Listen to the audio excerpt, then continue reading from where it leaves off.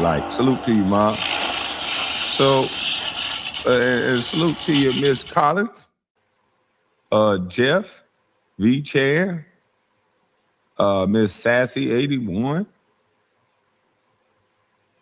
Who else up in this thing?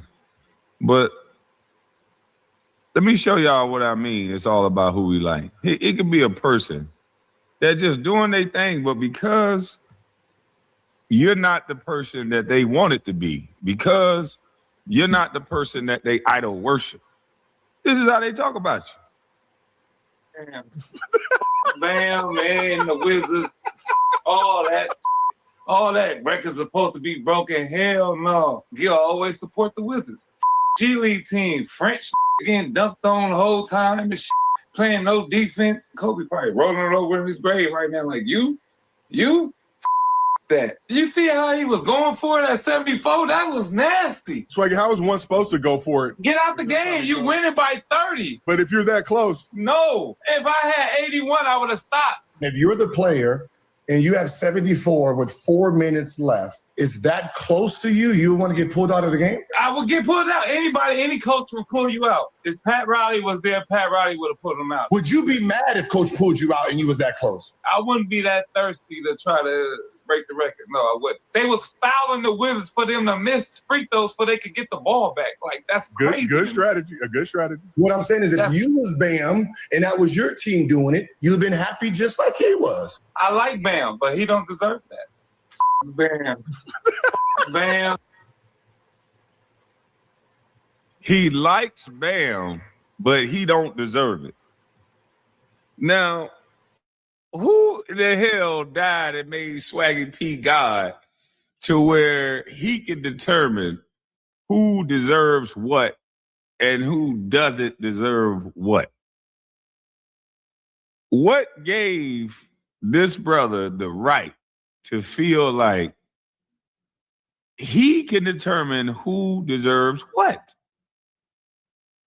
This is the world we live in today. I told you it's all about who we like. All this Wakanda shit that they talk about, they're upset because one brother scored 83 points and it doesn't align with the person that they like in Kobe having 81 points.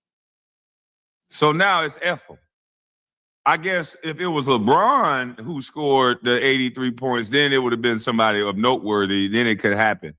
If Anthony Edwards did it, if Kevin Durant did it, you know, somebody that we can believe could score 83, even though we don't believe that Bam did it, even though he just did it. Let's just make excuses. He shot free throws. Hell, they fouled him. Like, what kind of bull crap is this? You rain on my parade. I work hard. My body's sore. I go out here and score 81 points, and you guys hate on that because it's not the person that you like? That's a damn shame. That's a shame. All the people who are making all these excuses, you must don't know how hard it is and how much conditioning that it takes for this young man to score 83 points. This guy was dubbed as a rebounder, a shot blocker. For him to even be in this conversation is a blessing. So the fact that people are sitting and hating on this man maturation process, this man walk, his growth in the game is ridiculous to me. You guys that are idol worshiping Kobe so much, this is the same shit I was talking about with LeBron. You guys are no different. Because you guys idol worship Kobe so much, you can hate on another man. This is disgusting. It don't matter if they forced it. We forced it when it was Kobe. When we saw Kobe had 60-something points, we gave him the ball every goddamn play. It was a force. Yes. I made sure I got Kobe open every damn play. Yes, it was a force. So you still got to score the 80-something points. Do you know how many people they can give certain people the ball every play and you can't force them some bitches to score 80-something points? Hell, you can give some players the ball every play and they won't score 50 damn points. So whatever excuse that they're making against Bam, this is sad. Bam got triple team most of the game too. Yeah, this is sad. Quit fucking hating just because it ain't the person that you like. If it was Bron, y'all would cry bloody tears if somebody said, no, we don't think LeBron won the record. Y'all would cry bloody tears. I like Kobe too. But at the end of the day, it does not matter. I'm not taking away from Kobe because Bam did what he did. Now we got 3 brothers to add to the conversation. Wilt, Bam, and Kobe. 3 brothers that you could add to the greatest conversation. The most point scorer was 3 black men. What the hell are everybody crying about?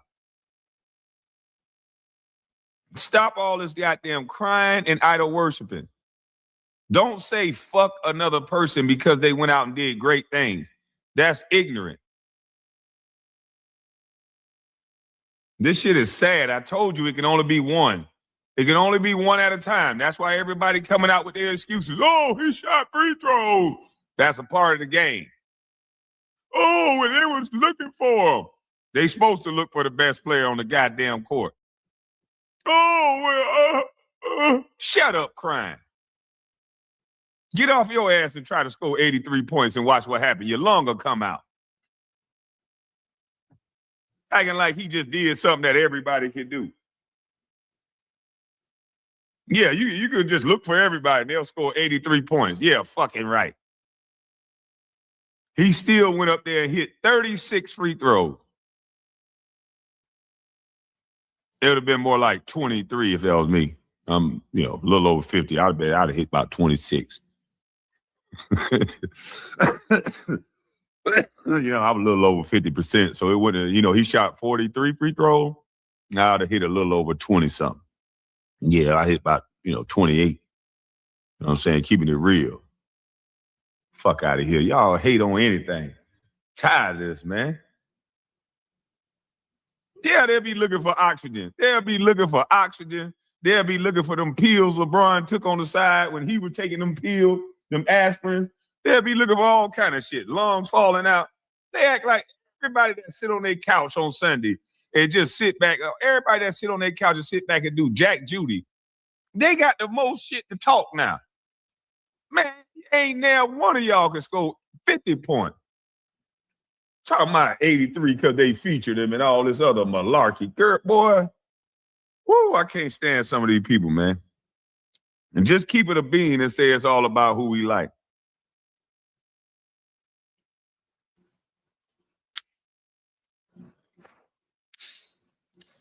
It's all about who we like. Bam is not that guy. Neither are you. But ain't nobody hating on you, bro. How you gonna tell somebody else they not that guy? Like, come on, man. You think you that guy because you on a 4-wheeler. He in the actual league and scored 83 points, but you want him to not think he that guy. Stop the bullshit, man. Y'all talk too much. Y'all go too far. You my dog, but y'all go too far with the disrespect. Like, come on, man. Chill the fuck out with all that disrespect. Let that man bask in his victory. Everybody have a moment. Let that man enjoy his moment. Idol worshiping ass. Yeah, if it was Bronny, he'd be on the Wheaties box already. It'd be a parade in LA right now if that was Bronny James. If it was Bronny or LeBron, though, I'll keep it to myself. Salute, Kwame. Yeah, if it was Bronny or Bron, motherfuckers would come out there with their super rainbow capes on, talking that talk. So stop this bullshit. That man scored 83 points. Why don't y'all care y'all no neck having ass, bad back, bad lung having ass, and go to the intramurals or go to the rec league and y'all try to score 80. Have them feature y'all and put it on tape. Have them feature y'all and let's see if y'all in shape enough to even shoot the ball enough time. That man shot 40-something times. Let's see if you got enough energy to shoot 40-something shots because that take energy. You don't even know what it takes to do something like that. And then y'all just got so many questions about it. That's weird to me. Respect the game. Enjoy the game. Don't come outside of a spectator and start talking like you know what you're talking about for real. Don't do that. Now, to see Swaggy P do this, to me, I didn't like it. Some of it is entertainment value and all this, but I didn't like it. To have Josiah laughing this hard, I felt bad for Josiah the other day when Gil was getting on him. Now I don't feel so bad. Because if it's that funny that you can laugh at somebody else when they're being disrespected, well, you can laugh and think it's so snickering and kicking and funny when somebody else being disrespected, then I can laugh at you when you're being disrespected. And Swaggy, don't be used in this way. You too funny for this shit for Gil to use you in this way. Don't let you look like a hater. Nigga, celebrate another man win. Nigga, you got a championship that people don't think you deserve. But you damn sure wear that motherfucker proud. You damn sure don't let nobody take away from your championship that people think you didn't earn. So stop the bullshit, man. Y'all whack for this. Man, the Wizards, all that record's supposed to be broken. Hell no. Gil always support the Wizards. G League team, French getting dunked on the whole time and playing no defense. Kobe probably rolling it over in his grave right now like, you? That. Did you see how he was going for it at 74? If LeBron scored 81 points, LeBron done scored a lot of points and you didn't see me hate. When LeBron do good, I say good things, and when he don't, then I say bad things. It is what it is. And that's your opinion. He said, you capped out. If Bron did this, you would have 3-5 videos cured up, whining that he's still not the GOAT. I still wouldn't say he the GOAT. You're right. You think that Bam scored 81. I'm not saying he the GOAT. So what's your crying about? Look at the LeBron fans still goddamn crying, boy. Hey, he crying about LeBron. I'm giving props to another guy. He crying about LeBron. I'm not saying Bam the GOAT, jackass. I'm not saying Bam the GOAT. Bean rolling over in his grave right now. Why? Because you see it? Because Bean supposed to be a hater like you, that he got to roll over in his grave because another person is doing good. Anybody with two working eyes see this was manufactured. What I see, I got two working eyes, and I see LeBron's career was manufactured. Are you going to call that hating? You can make a statement about Bam, and it's not hate. You can say that this was manufactured about Bam. You wouldn't say that you're crying and whining, right? But when I say something about LeBron, it's crying and whining. So it's just everybody's opinion. I think LeBron James' career was manufactured. So we both got an opinion. I don't think you're hating for your opinion and appreciate the $9. I don't think you're hating for your opinion.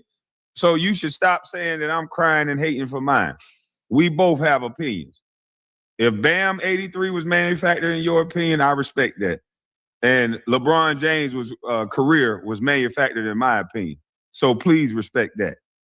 Thank you.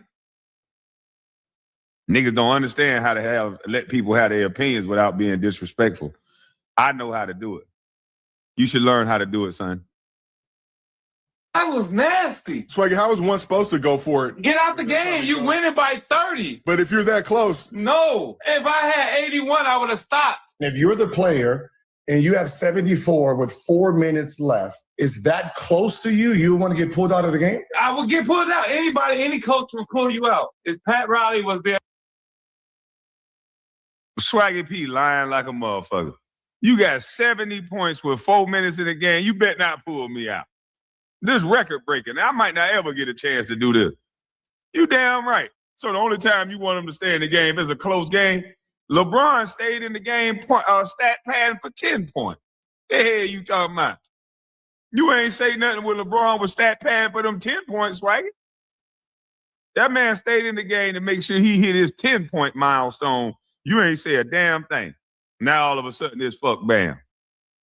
Come on, dog. And Pat Riley would have pulled him out. Would you be mad if Coach pulled you out and you was that close? I wouldn't be that thirsty to try to break the record. No, I wouldn't. They was fouling the Wizards for them to miss free throws so they could get the ball back. Like, that's crazy. Good strategy. A good strategy. What I'm saying is that is a good strategy. The same way that they was knocking people over and finna slap the hell out of Austin Reeves so LeBron James can get a triple-double. I don't hear you saying nothing about that. They about to slap the hell out of LeBron. They were about to slap the hell out of Austin Reeves in order for LeBron James to get a triple-double. What's the problem, Jack? Chill the fuck out. This bullshit, Swaggy. I don't appreciate it. You was Bam, and that was your team doing it. You've been happy just like he was. I like Bam, but he don't deserve that. Bam. I like Bam, but he don't deserve that. That's a damn shame. Let me tell you why that shit sounds stupid, Swaggy. Let me tell you why that sounds like some elitist shit. Let me show you why they mad at Bam. Bam got up here. Bam don't look like a lot of these fool-ass athletes. Bam sitting up there with this beautiful woman. And look at the way these two sound. Look at the chemistry of these two. I want y'all to see this. How in the hell can you hate on? Said what made it greater is Bam is a power forward / center. That's why they mad as hell. This is a center. They don't expect all the guards gonna be hating like a motherfucker. A big ass center out there cooking and rumbling and shooting threes and doing all kind of shit, getting fouled. One of the only dudes that beat Michael Beasley in basketball. This dude can actually play. LeBron can't even beat Michael Beasley in basketball. But he's sitting there. What's up, Cino? What's up? This man's sitting here with this beautiful woman, and I do believe them two. Just think of the workouts. Think of the camaraderie and the partnership that they can share, both knowing professional sports. I do believe that both of them are helping each other's game. And for guys to be hating on this, people to be hating on this shit, that's whack. We can all have our personal opinions on. I like Kobe too. I wanted his record to stand too, but I'm not going to take away from this man and what he went through to get to this point. Like, I think that's whack. But what you think, Cino? I think in agreement, it was weird because when people they were hating before, they were assuming hate was gonna come for Kobe Bryant and started hating first. I'm like, wait a minute, y'all assuming, man, they bet not glaze Bam over this 83 and disrespect Kobe. I'm like, he shot 43 free throws. I'm like, why do you care how someone get to 83? I'm like, no one said Bam is a fan of Kobe Bryant. That was his idol. He looked up to Kobe Bryant. So that's why I don't understand, like, why do you care more about this than anybody else? They think Kobe would care. Kobe Bryant himself says records are made to be broken. Right. He don't. But everybody know that he rolling over in his grave. That's the new theme. Oh, he's rolling over his grave. Really? Kobe pushed the game forward. He never hindered the game. He never held people back just like he's some basketball guy that he has to be the only one. No. Kobe taught people the game. They said MJ called Bam. What do you think about that? That's great. I mean, that's what you're supposed to do as somebody who's a steward of the game, who put a stamp on the game. Or anybody, you call and congratulate a young player. I mean, what did he do wrong? Nothing. And that's why Swaggy P, who want people to put respect on his career, his own panel that he sit at laughed at him because he got a championship sitting there on the bench of the Warriors. And he argued like a mug about that championship, and it should be respected. It's still a championship. Right. He was a part of a championship team. Yeah. If you practicing and you keeping guys sharp, you helping the first team get better, you are a part of a championship team. People don't really understand what it all encompasses to win a championship or be a part of a program that's even in the conversation. You got to push these guys every single day. Yep. And that's why he wants people to respect him, but here he is tearing down Bam for scoring 83. Man, the coach would have pulled, that coach have been fired if he'd have pulled that man. Phil Jackson used to pull Kobe because Kobe would have more than 81 plenty of times. Oh, yeah. And that's what this brother is saying on the super chat. I was there, but Phil don't care about records like that. MJ would have had more points than that if Phil cared like that. He don't, because you got to look at it. That they definitely did that for Bam because it's for a record, because they're not going to make the playoffs and do nothing like that. But when Kobe was playing, we had an opportunity to make the playoffs. They're not going to just waste his time like that and his energy like that, just chasing Wilt 100. No. Yeah, Miami going to be in the playoffs.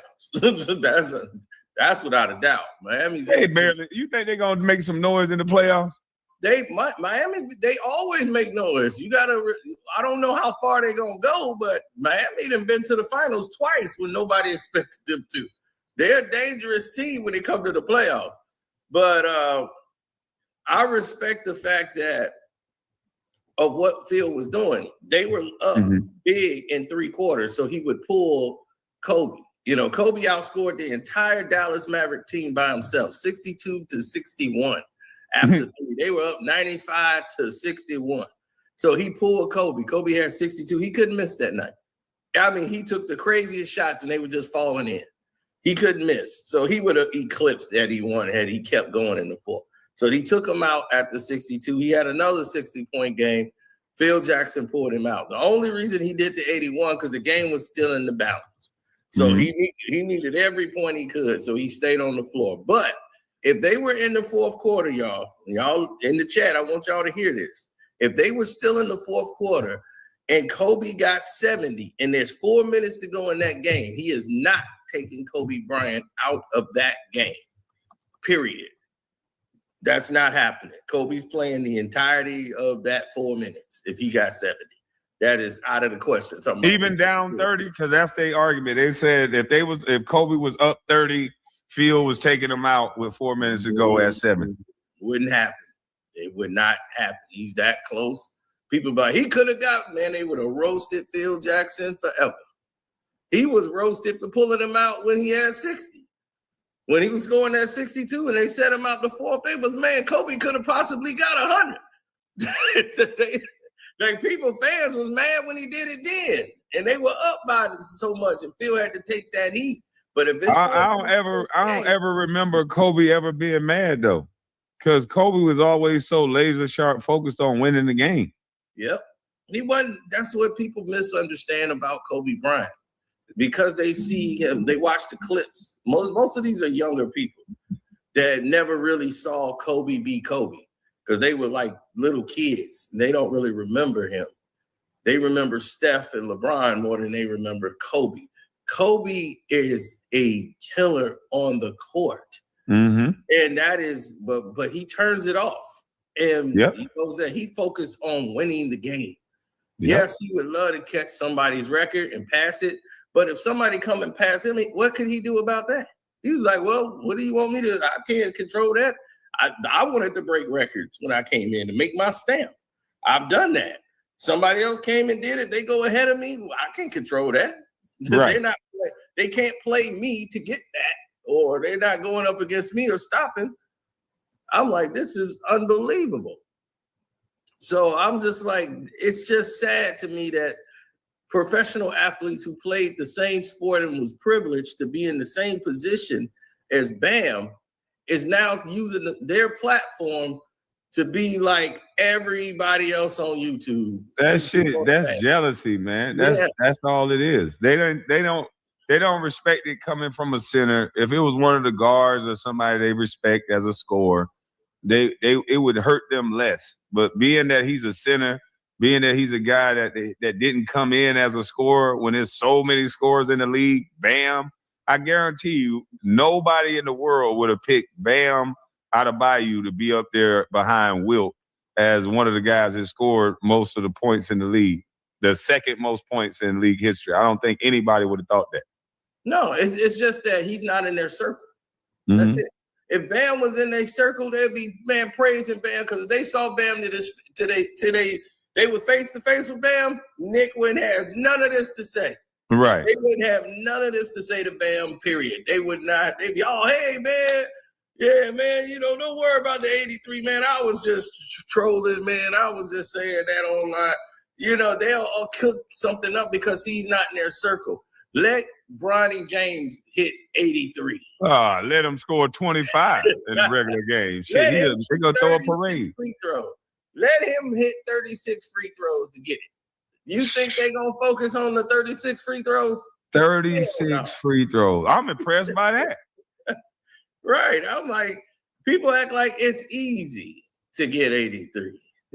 I'm like, they're not even in shape enough to stay in the game to take the 43 shots that it took to get the 83. You know how much in shape you got to be to take 43 shots? Yeah.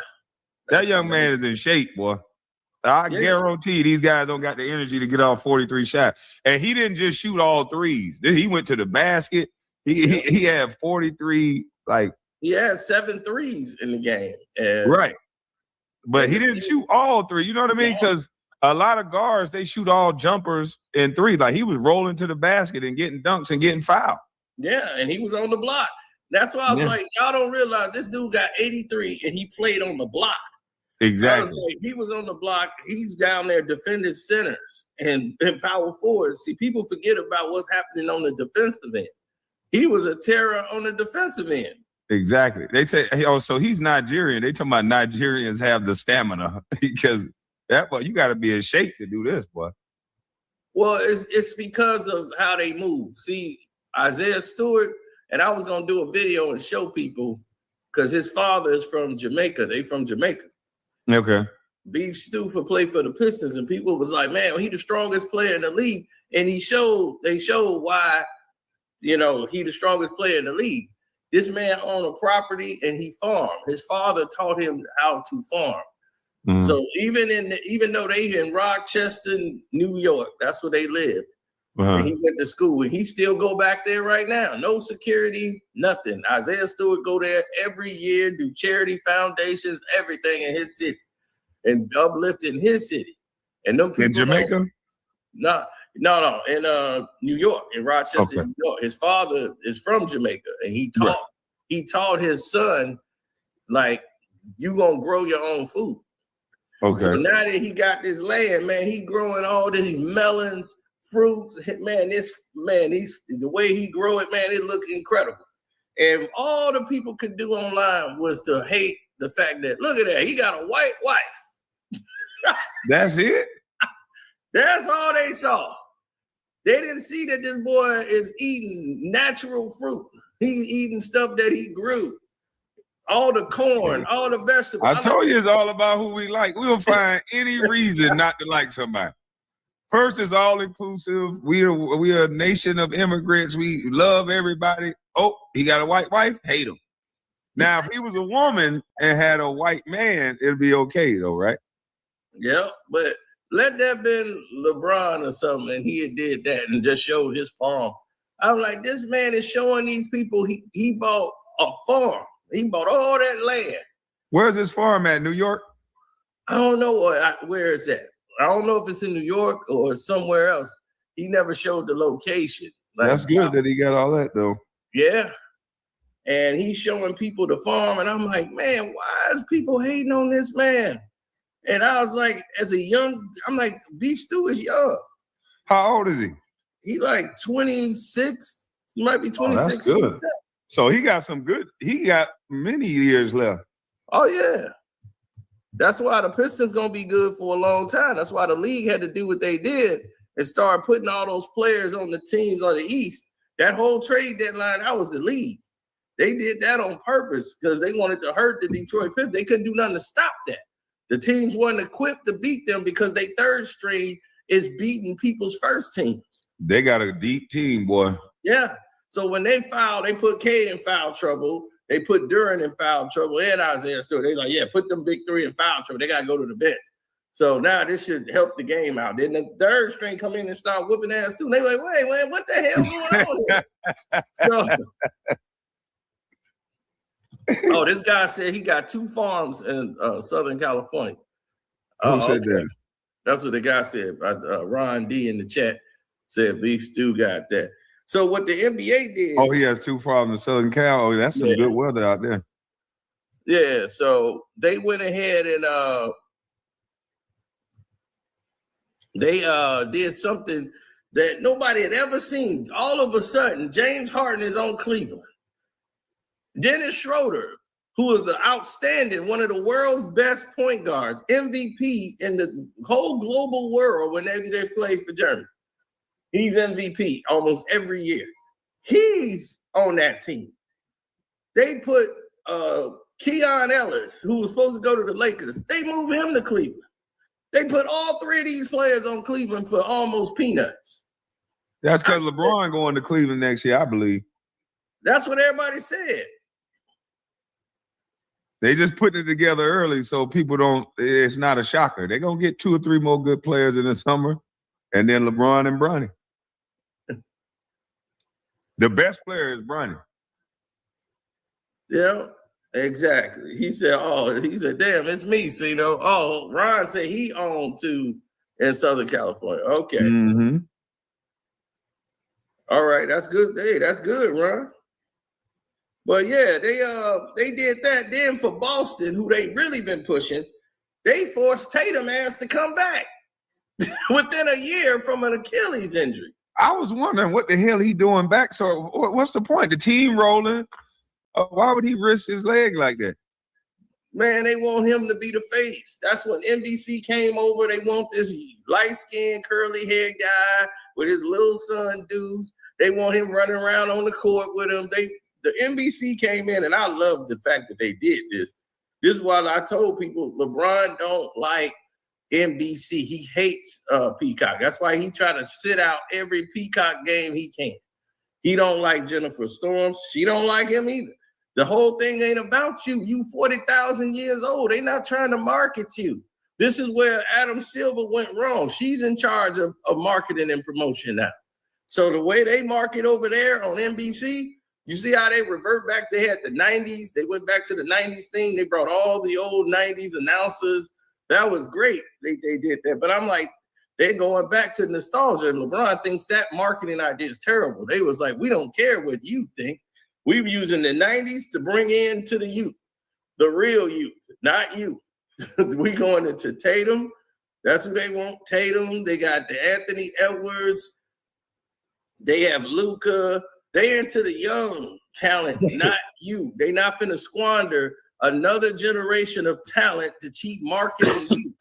That don't make sense. They've been doing this for, and it's been going backwards for years because one, you're manufactured. You're not living up to the standard. So every year you're failing, and then next thing you know, you didn't even develop the players that you got around you. You put no marketing behind them. Steph Curry can't get no marketing, and he was the best player in the league. Why? Damn. That don't make Kwame sense. could hold Bam to under 50. No, the hell I couldn't. Not today.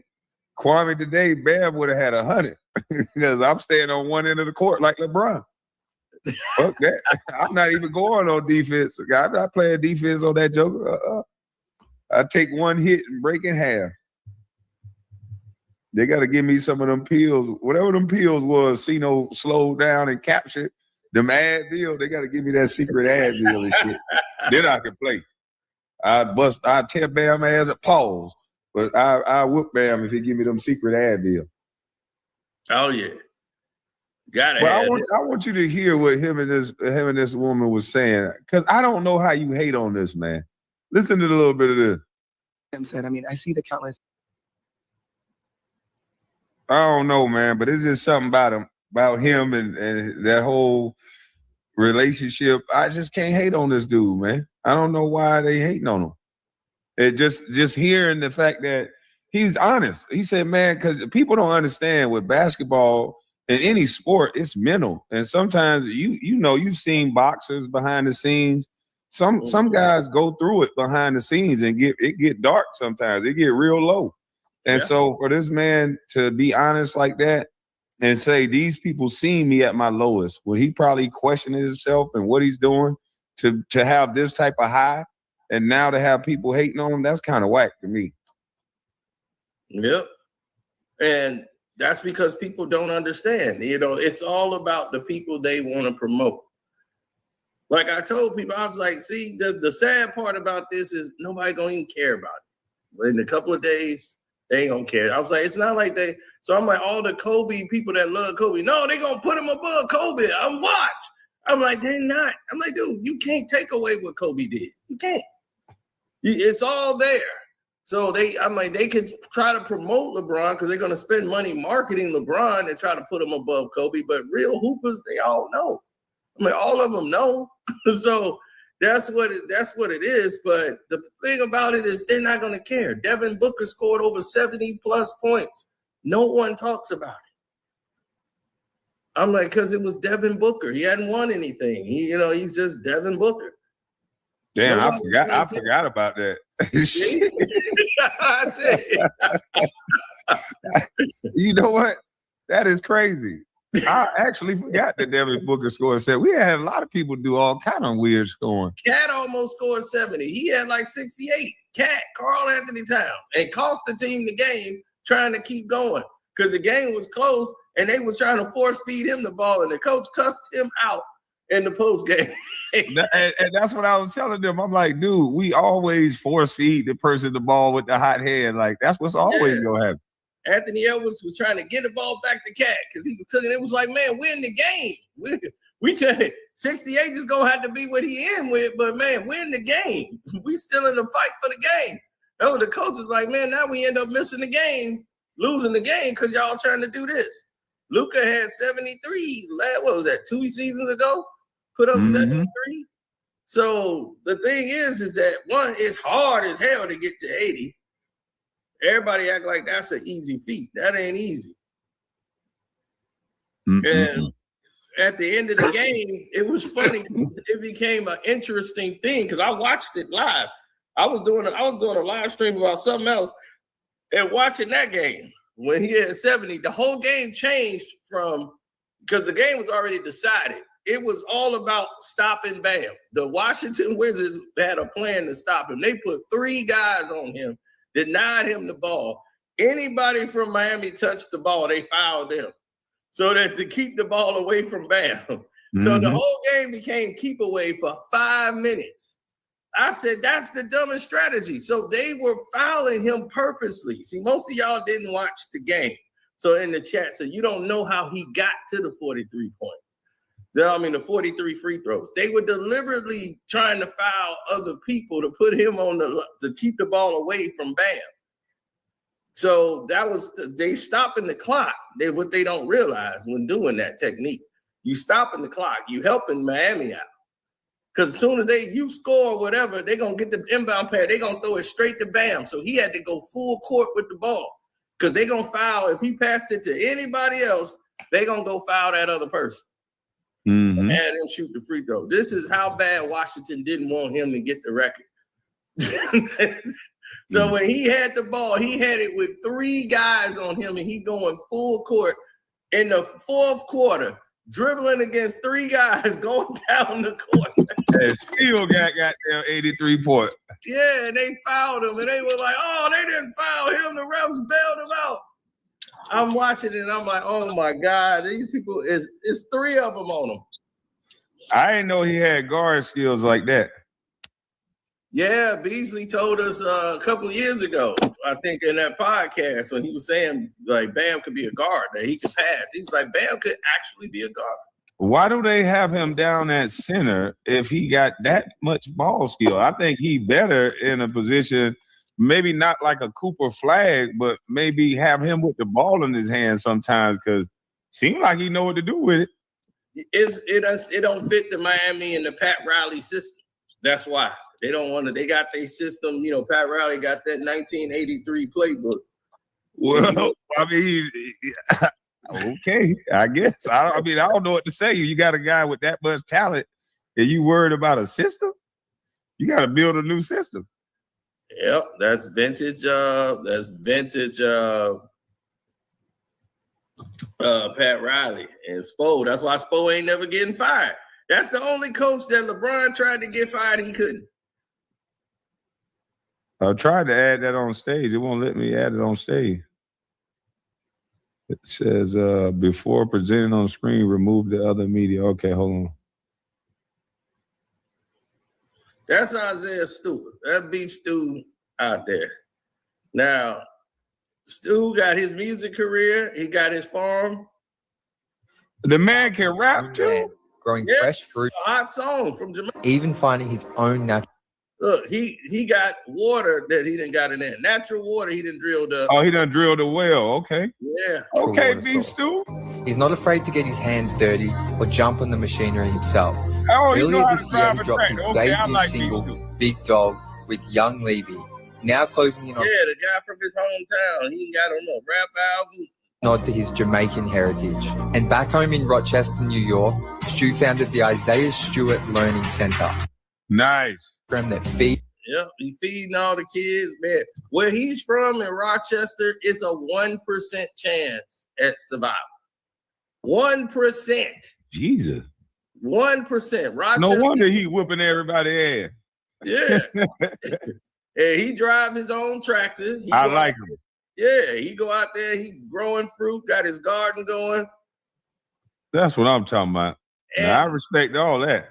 Right. That's why I was like, man, this is why when Draymond said, man, he the strongest player I've ever played against. He's the strongest player in the league. And he's like, so that don't matter. Now, all that matter. I'm like, shoot, all that matter. That's the strongest player in the league because he's eating right. He's eating shit from the ground. He eating stuff that he didn't grew. Where they eat their stuff at? we may not say that. I was like, why you think them down south boys was knocking y'all off the ball? And I remember the coach was saying that when they played them boys down south upstate, he was telling the parents, quit feeding these boys McDonald's.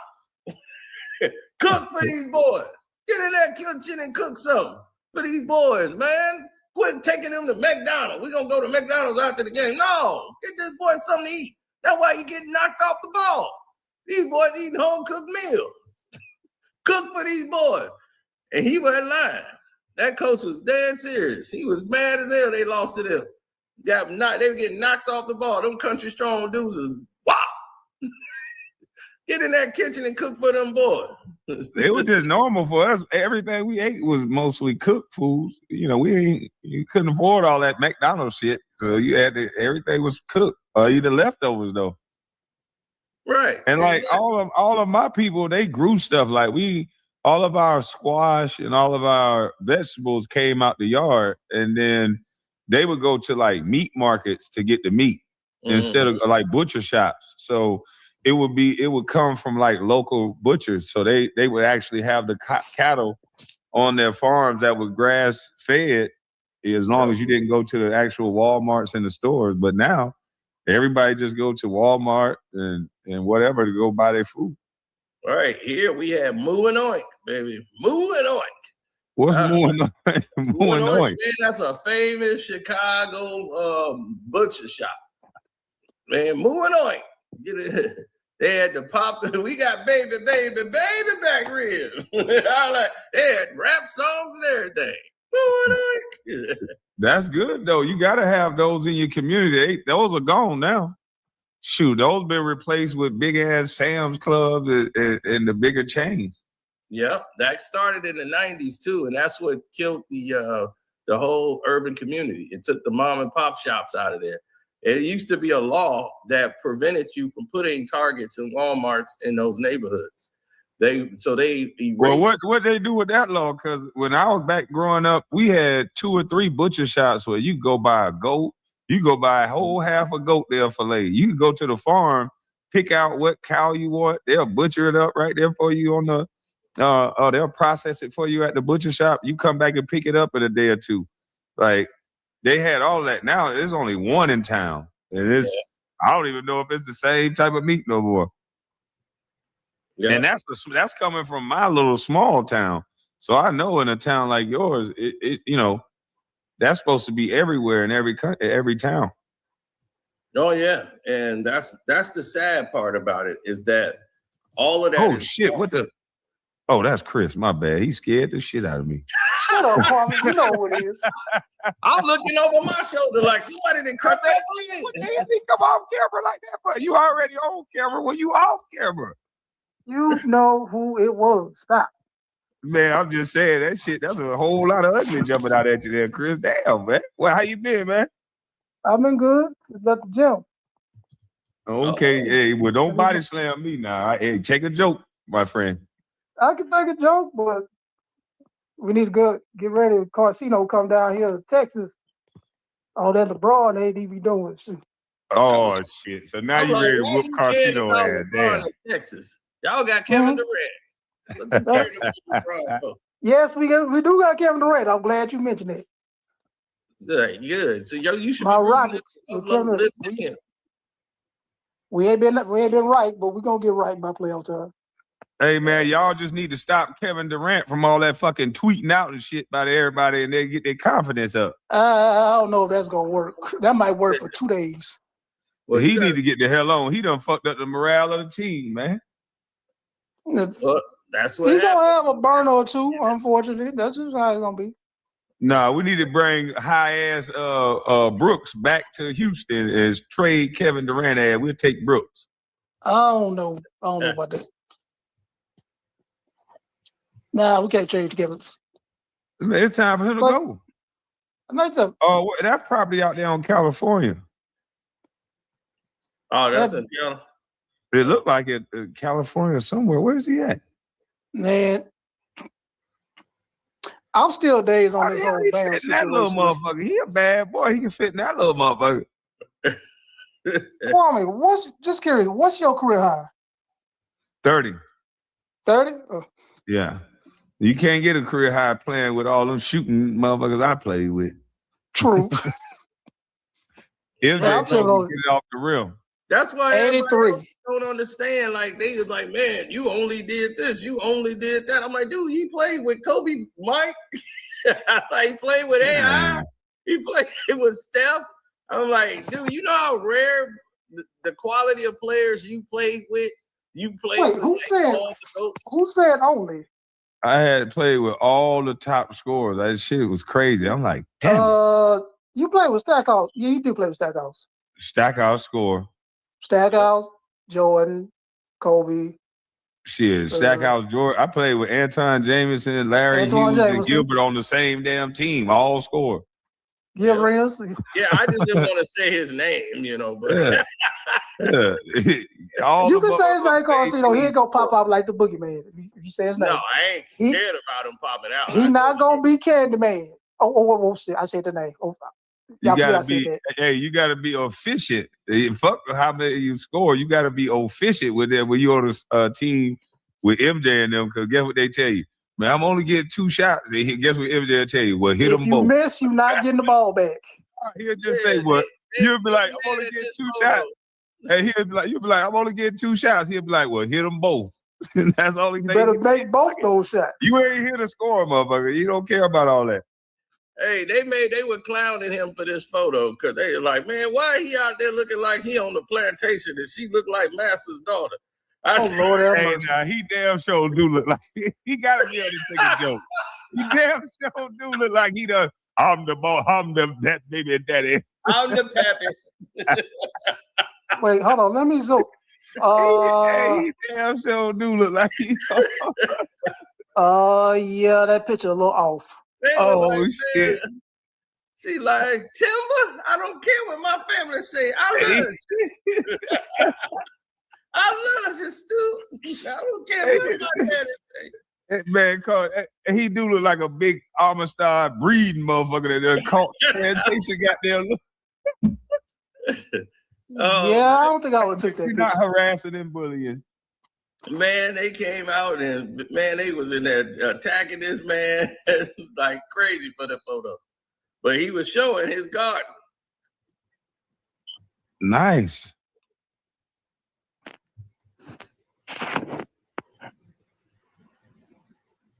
Okay, he got some real equipment. That's what I'm talking about. That boy know how to spend that money. Yep. See, he ain't wasting it. He ain't gonna go broke. Nope. That's what I say. I like beef stew I'm like, he ain't gonna worry about no money. I'm like, he gonna create money. They gonna wonder why beef stew still got everything when they broke. Yep. He's creating money right now. And he's supplementing his spending because now that he grow his own food, they probably could sell some of that stuff big as that farm is. Yep. His wife look like because she white too, she gonna be down. I'm going to the farmer's market, honey. She gonna be selling jam, all kind of shit at the farmer's market. Mm-hmm. Look at that. They got it all roped off. All this. What are those? Different trees? Mm-hmm. That they growing stuff? What kind of trees are those? I don't know. But I know on the other side, he got it fenced out too. He got that side too. They building over there. And he over here building his, he building a well. He built a farming system. They gonna hate goddamn beef stew. Cause he ain't gonna need them. Look at that. He doing the shit that all of them should be doing. Take that money and spend it now while it's flowing in. Look at that. And see, they don't market none of this. They ain't gonna market that. Cause guess what? The rest of them start doing this. That's crazy. Look at that. He getting fresh water and washing his face out the ground. He know how important that is coming from where he's from. Yep. All right, to the rest of the people, they don't understand what's going on. Yeah. He's showing you like, motherfucker, I just got water out the ground, natural, and rubbed it on his face.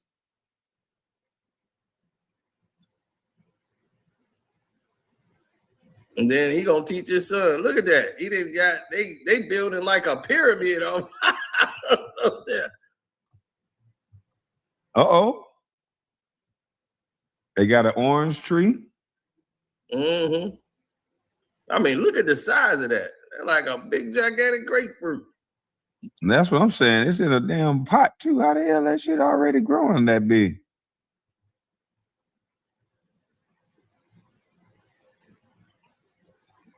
The little man just don't know how blessed he is already. His daddy done set it up for him. Huh? Let that water running, man.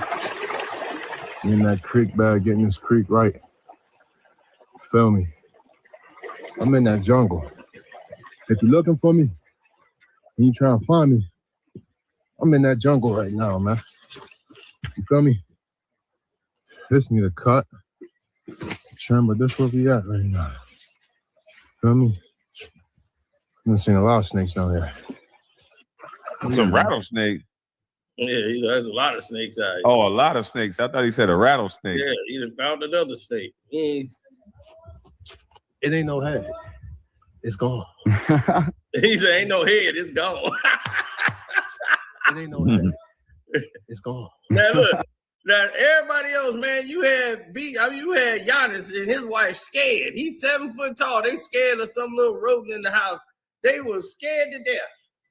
In their house, they mansion, in their closet in Milwaukee. They scared to death. Giannis, big ass. Yeah, big 7 foot Giannis. Him and the wife scared. He got the wife in front of him. I'm Man, like, stop playing.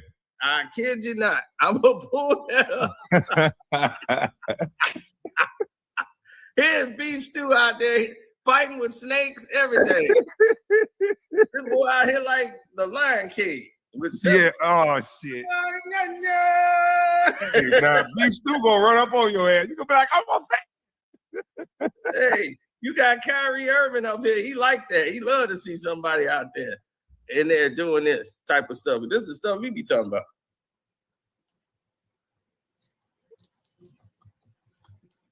But yeah, man, beef student, he's an example. I just threw it here for my baby boy. Getting ready. So he want to let him know, like, look, this is what's gonna be. You had somebody set the standards. He gonna teach his son how to farm, how to survive. Damn right. And this is why these NBA players be like, man, Stu is so strong. Like, of course he's strong. Motherfucker he working a tractor, he digging up shit, man. He working when he ain't working. Yep. And they ain't even report to the training camp. I was like, why do you think he up for defensive player of the year? I didn't see him stand up the biggest, strongest dudes in the league. And you see he chilled Draymond out real quick. When Draymond tried to get physical with him, he snatched him into him with one hand and pulled Draymond. All right, calm down. He knew right away. I can't have none of that. Man, God, we got to minimize this nigga or something. Oh, damn, Chris. Come on, man. Come on, bro. Hey, man. God damn, man. What you mean, damn? Karceno doing it too. Shoot. It's 4:12 o'clock, though, Chris. 4:12. You got to show that afternoon ugly, man. Come on, man. Damn. Hey, man, let me show y'all something, man. How come I ain't never seen this before? This dude roasted the shit out of these people.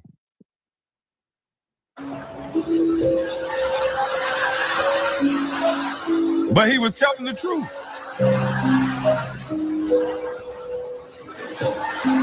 Our next presenter starred in Netflix's Bird Box. Oh yeah, I A see. movie where people survive by acting like they don't see a thing.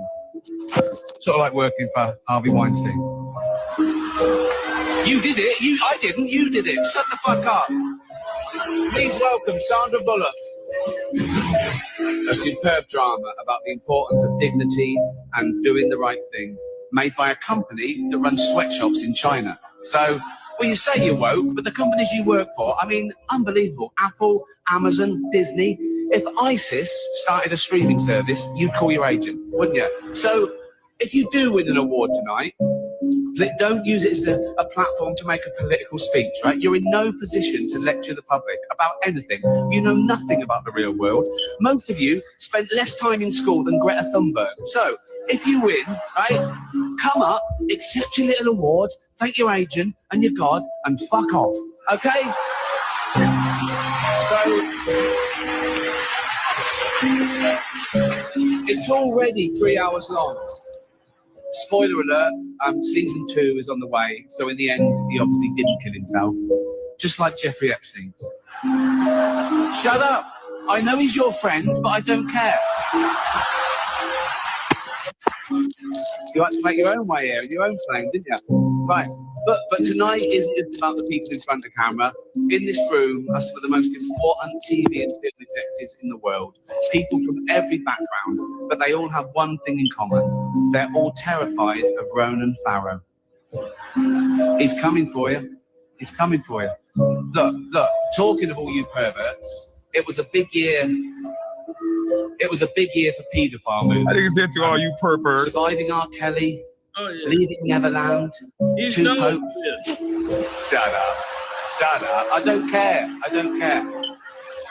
It wasn't the only epic movie. Once Upon a Time in Hollywood, nearly 3 hours long. Leonardo DiCaprio attended the premiere, and by the end, his date was too old for him. So,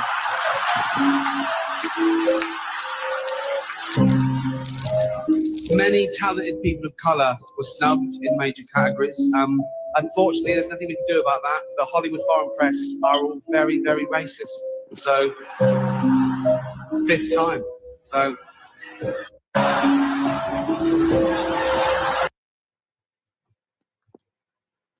Boy, he went off on their ass. He said, "You little pervert." I said, "God." Yeah, that's Ricky Gervais, man. He does this every year. They keep inviting him back every year. He's like, I don't know why they keep bringing me back. Maybe they want to hear a little bit of truth. Yeah, they love it. He's been doing this for years. I used to cover this all throughout the years. And then they finally put 2 women in there and didn't have Ricky in there. And they was like, Tom Hanks showing his guilt. I'm like, no, Tom Hanks is pissed at Ricky Gervais because of the way he introduced Tom Hanks. It was funny. He was like, one guy's an amazing actor who starred in all these movies.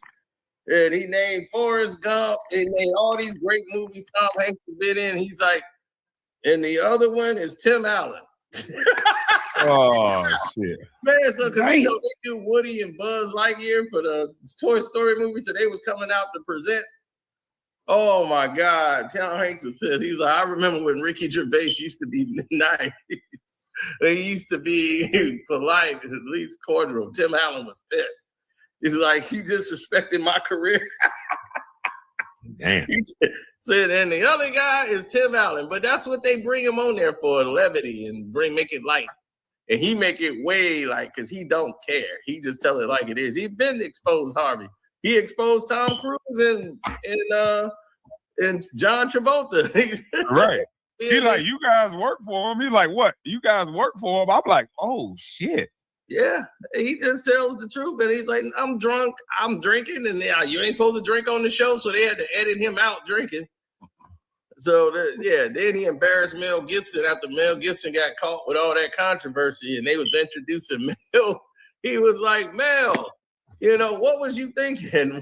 A whole pack of N-words. And they call alcohol truth serum for a reason. Yeah, man. Mel Gibson was so embarrassed on that stage. He wanted to punch Ricky Gervais, but he couldn't because he was trying to get his career back together. But man, that was the harshest introduction ever. And he's like, He's like, this man is controversial. He gets drunk and raises and yells out racial slurs. Mel Gibson. Mel was so embarrassed. That look, man, if you find that clip, man, that is hilarious. He was up there like, Mel, and then next thing you know, Ricky came back on stage. Like he was trying to throw jabs at Ricky Gervais. Ricky came up there still drinking and was roasting him some more. Ricky Gervais is one of the best. He's the guy that wrote The Office, the TV show The Office. He was the writer of that. And sometimes he stars in his own movies. And one movie he got is called The Invention of Lying. If you ever watch that movie, you're going to crack up laughing. You said the movie is called Invention of Lying? Yes, The Invention of Lying. If you watch the trailer, you're going to laugh. It is the most hilarious film you have never seen. He lives in a world where nobody lying didn't exist. Nobody has ever told a lie. They don't even know what it means. People just say directly how they feel. They be, oh man, I was gonna sit there. I couldn't wait for her to leave because she was on my nerves. And, oh man, here come another short fat person. Hey, what's going on, short fat person? How you doing? Oh, okay. He was like, what's your name? Short fat Bryant.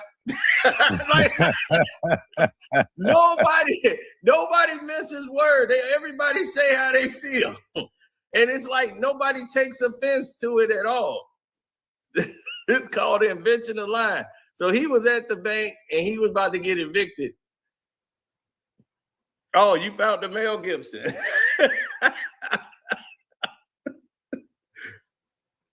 Yeah, so he invented the world's first lie when he told them, he was like, how much money you got in the bank? He was like, he lied, just $800.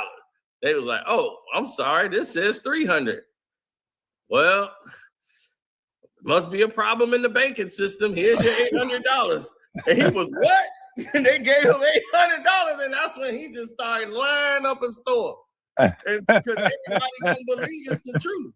So it was the invention of lying. So he just kept lying. He would get anything. He was like, it says I didn't win, but I had all of these sevens here at the casino. They was like, it must be an error. Pay this man.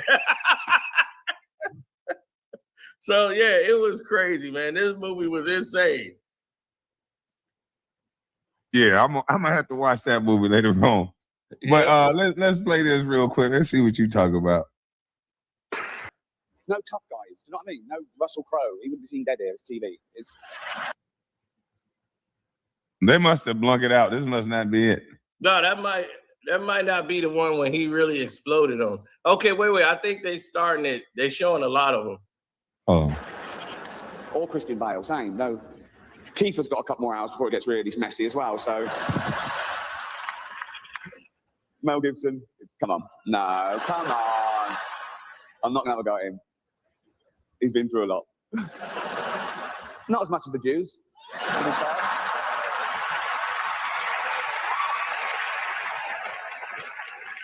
First presenter is beautiful, talented, and Jewish, apparently.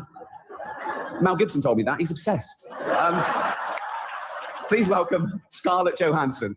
And I mustn't mention Mel Gibson this year. Not his private life, his politics, his recent films. Right. A few years ago on this show, I made a joke about Mel Gibson getting a bit drunk and saying a few unsavory things. We've all done it. I wasn't judging him, but now I find myself in the awkward position of having to introduce him again. Listen, I'm sure it's embarrassing for both of us, okay? And I blame NBC for this terrible situation.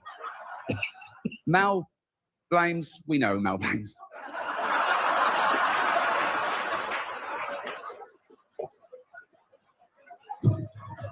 Listen, I still feel a bit bad for it, right? Mel's forgotten all about it, apparently. That's what drinking does. No. I want to say something nice about Mel before he comes out. Oh yeah, okay, here you go. I'd rather have a drink with him in his hotel room tonight than with Bill Cosby. Please welcome Mel Gibson.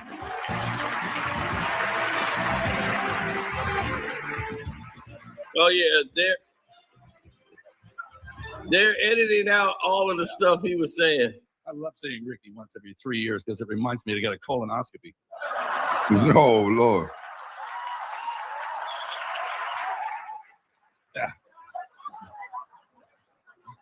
Well, if you left your drink, you don't need to leave your drink here. I'll put you to sleep another way. Listen, can I ask you a question? Go ahead. I think we all want to answer this.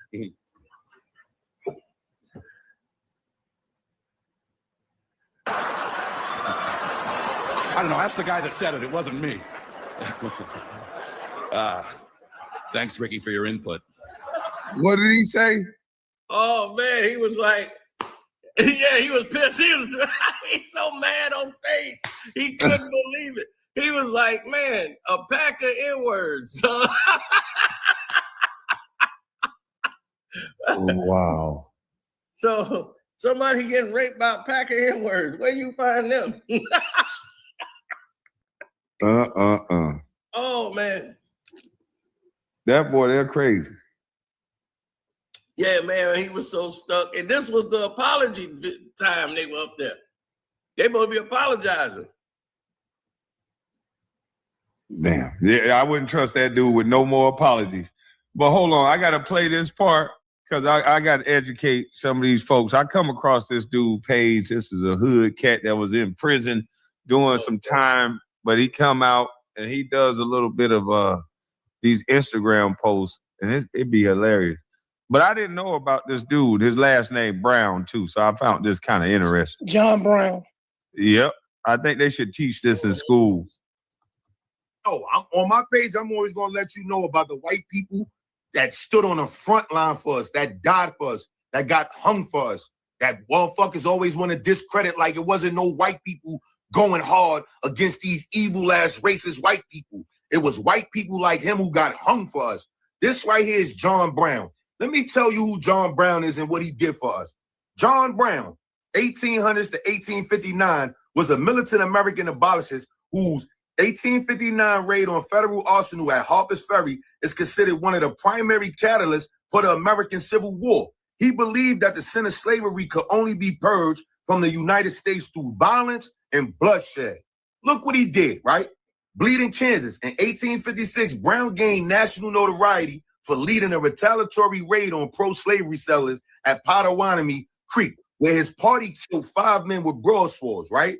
Then the Harper's Ferry raid on October 16, 1859, Brown and 21 followers, including 5 black men, seized the U.S. Armory in Virginia. He hoped to arm enslaved people and ignite a general insurrection. Let me give you a visual of this. Him and 20 other motherfuckers, 5 black men included, they went and broke into the fucking armory to arm all the slaves. They was gonna kill shit, but they got caught. You know how that shit went. Abolishist John Brown was hung on December 2nd, 1859 in Charlestown, Virginia, now West Virginia, following his failed raid on a Federal Arsenal at Harper's Ferry. Convicted of treason, murder, and inciting slave insurrection, his execution escalated national tensions, turning him into a martyr for many in the North and a villain in the South, right? That's this the picture of them hanging right here. Like, he got hung. Like he really was going hard. But these is the stories that they'll never tell you about, these white people who was on the front line who hated racist white people. They did not agree with none of that shit, and there's plenty of them still here to this day. No matter what race you are, black, white, Puerto Rican, whoever you are, it's either you good or evil. Good or evil. What side are you on? It's simple. That's it. Now, there's a movie that Matthew McConaughey did back in 2016 called A Free State of Jones. He played that man. Mm-hmm. So they put the movie out. And they didn't promote That's not John Brown. There was another person similar. It was similar, but not John Brown. It wasn't him? Okay. But there is a movie about him, but I can't remember who played him off the top of my head. Yo, Mike is trash. He was played. I don't know what's going on with my mic. It's not a good day. He was New Knight. Yeah, because he was married to the black woman. Yeah, because they was based around. They was at the end of the movie. They had a 1/8 black kid, something like that married a white woman. Yeah, free state of And they jungle. talking about it was illegal, even though he was white on top of white, but a little bit of black. But that's how that was back in the day. Yep. And the Potawatomi that they talk about, they named the casino here after that creek. Potawatomi Casino is named after that creek. So, when I saw that, I said, oh man, the Potawatomi Creek. That's in Wisconsin, Milwaukee. Let me get y'all thoughts on this right here. How old is she? They are 15 months old. We actually use they, them pronouns for grade until they tell us who they are. That's why you were like, who, what? Oh, wow. Okay, so they. Awesome. Well, enjoy the Pride Parade. Did you say thank you? Thank you. We are pulling apart this idea of sex, which is related to genitals, and gender, which is related to how you move in the world. So what you wear, how you share your identity with other people, all of those things. There's so much to unpack with this video, so let's dive in. First things first, why are you bringing your 15-month-old child to a pride parade where you have people running around in fetish gear, you have naked people, you have people who are drunk, you have people being hot messes, and you really want your child to be in that type of environment? Second, your child is 15 months old, okay? Pretty positive. They didn't tell you, mommy, call me they, call me them. Most 15-month-olds don't even know how to talk. I mean, they might say hi, bye, but they're not going to tell you, mommy, call me a they, them. That's what I want to be called. It's parents like you that destroy the gay community.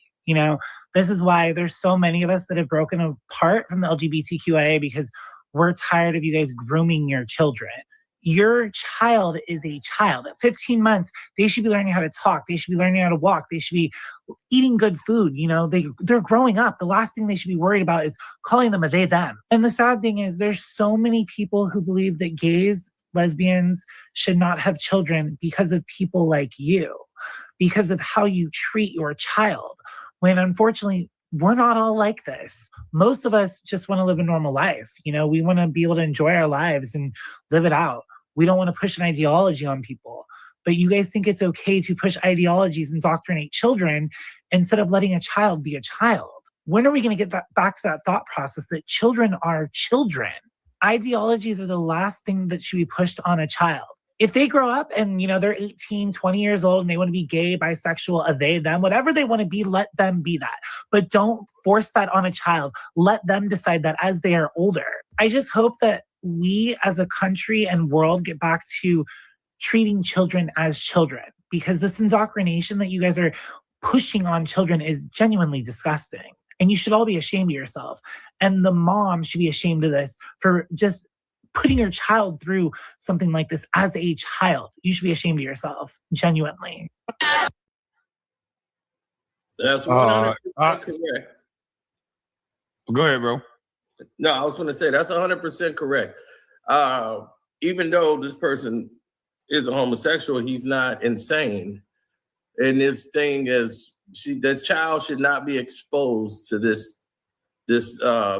For a child to be seeing that type of imagery is damaging.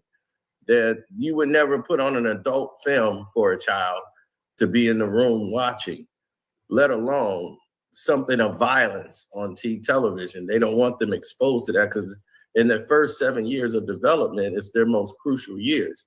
They learn so much more in the first 7 years. Then, it pretty much goes down after that. But the learning curve is the first 7 years is the most important of their life. They're learning to walk, talk, process, good and bad, what's good for them, what's bad. They learning their fears and things that they like. And so it's a whole learning curve. And you don't want your child trying to learn pronouns before they even can pronounce sentences. It's a nasty thing to see and filth. I don't even know why they even would process something like that or try to make it acceptable to bring little children to an event where there's naked men. I remember I was driving through past downtown and they had one of them going on This guy's got on some type of, like, he's got his butt out, you know, with his private part. I'm like, arrest that man. What? They was like, nah, they got a thing that we can't arrest him. In the city, they couldn't arrest him. I'm like, any other day, he would have been arrested. But because it's part of the parade thing, they let it go. I said, this society, I blame Gavin Newsom. I blame Gavin Newsom, and I think he's leading the charge. So let me not, I'll be manipulating people, but I don't like that man. He's the main problem for all of this. I'm gonna tell you that now, is Gavin Newsom. This man, do you know in California, the child got rights? You can't tell a child past 10 years old what to do in California. They won't. So wait a minute. So if a child want to go to the club, you got to say, okay, you're 10, go ahead. Don't drink too much. No, the law would keep him from getting in the club. But if he wanted to go do, like, if any decision on their body, they believe a 10-year-old can say, I want to be a girl.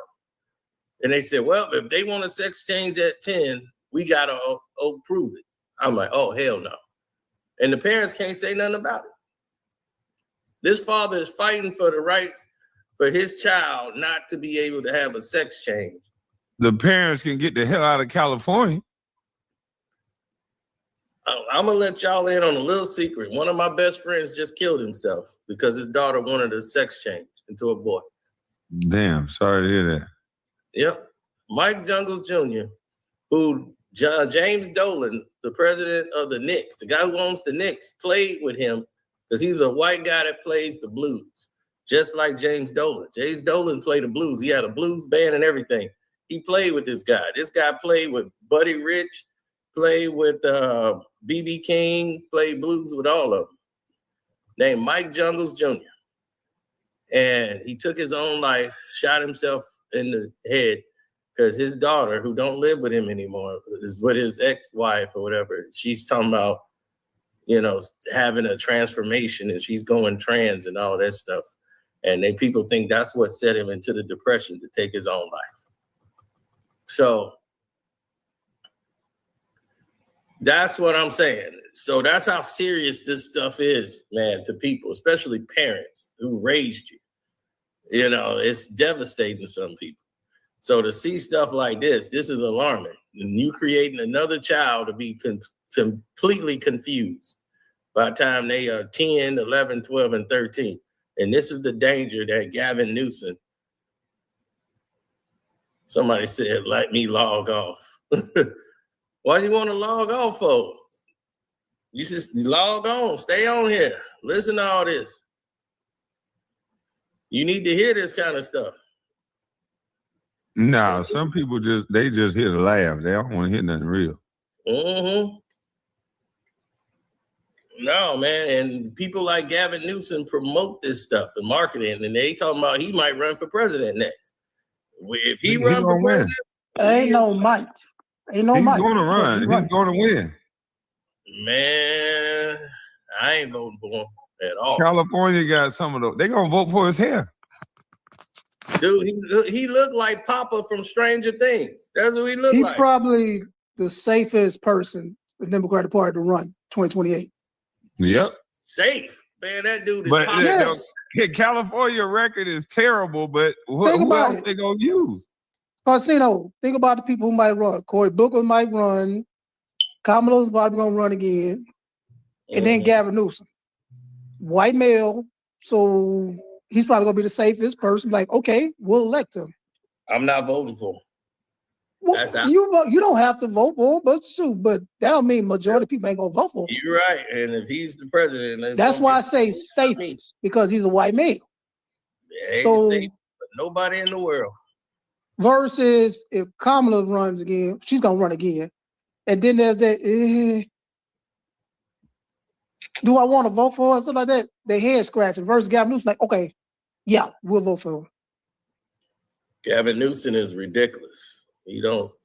Well, Kamala's going to have to be perfect to win. And I mean it when I say perfect. It's gonna have to be Obama 08 for her to win. When Obama won, he got 43% of the white vote. The majority of everybody else is like, okay, yeah, he's gonna win. There can't be no, we gotta think about it. No. But Gavin Newsom, they're like, okay, he's the Democratic nomination. So that's what I mean when I say he's probably the safest person to pick. Because you think like, man, okay, we with think his record, that's crazy that you say the word safe with that record he got. California is the most expensive place to live. Their budget is the highest. Their taxes are off the Richter scale. Like everything is downhill, but you say he's the safe one?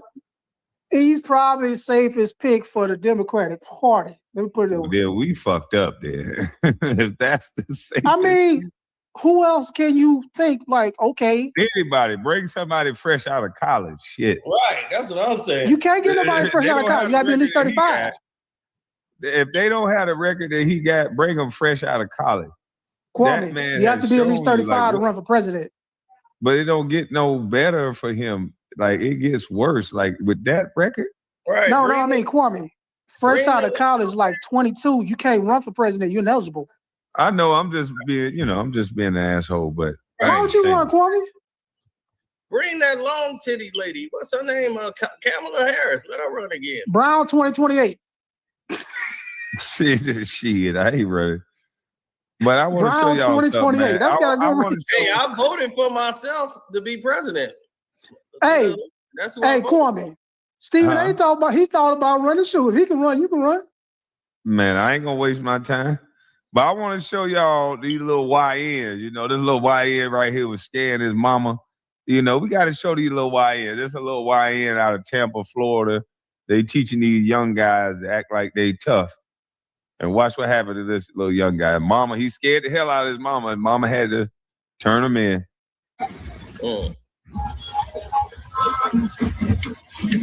Now, this is mama in the car and his little sister.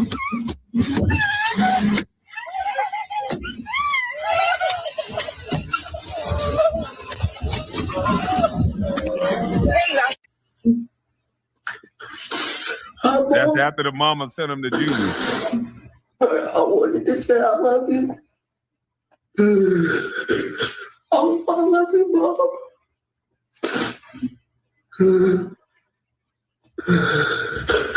You was right. That was the only thing I got.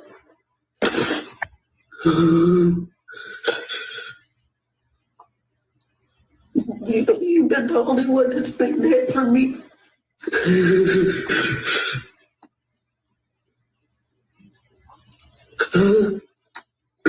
Oh, can you tell the kids and baby I said I love them?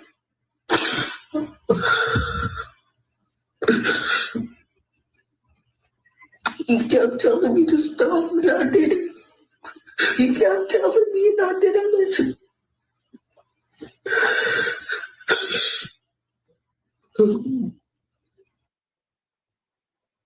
He talking about, Mama, I love you. P.O.P. hold it down.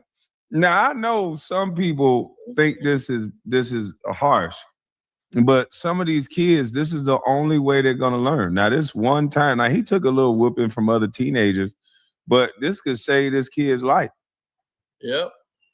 24 hours. This kid was throwing rocks at his mother and his daughter and her little daughter. Like he wasn't even listening to his own mama. So she was forced to put this kid in juvenile. Mm-hmm. And this obviously is a bigger kid. And a lot of these kids think that they're tougher because they are bigger. But when you go to juvenile, this is what you little YNs are going to be faced with. You ain't going to be the biggest, baddest thing in the juvenile. Hey, I was tough, not stupid. Right. You can't be. And just the first person he hollered on in that situation was who? His mama. Mama. That's the first thing he said. Sound like Boys to Men.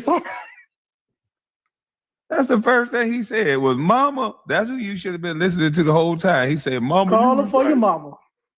Call for your mom.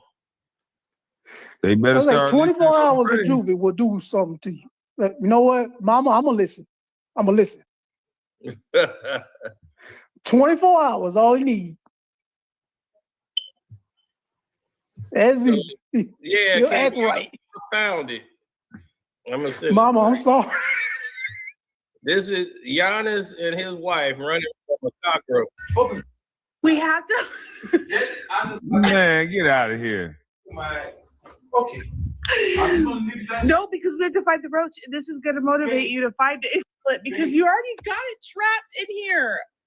Well, you couldn't kill it right here because you're being scary. You couldn't kill it. Now it's somewhere in my closet. No, it's staying on until you. To 16 million followers. 21,000. Get out of my place. Get out of my phone right now. Look under this thing for the. Once we What find the hell they doing find with the roaches roach, in I'll their get house? off, but I promise you have to because you won't kill it. Mariah, I swear to God, from all the moments to go live, you decide this is the right moment. Yes, because it's a little extra motivation. Mariah, Do you see how? Mariah, Be honest. it's going away. It's not going away. You're not even looking for it. Look for the thing. Okay, ready? This will motivate both of us to get it. It won't motivate me at all. Okay, ready? Ah, I bet it's right there. Give me the phone. Give me the phone. Give me the phone. Jesus, my goodness. Shit. See you guys. Hey, don't. See you guys.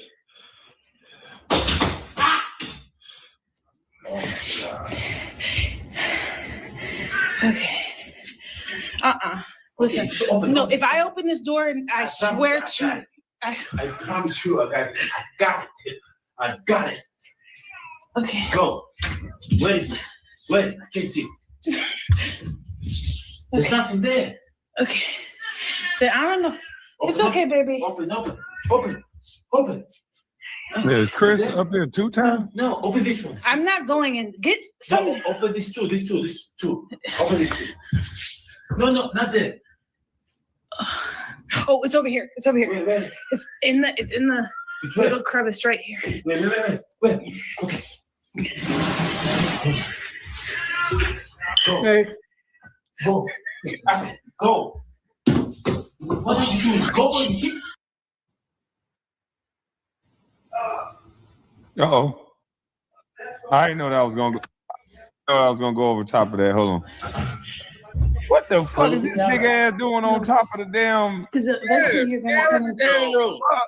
Scared of the damn road. down and just.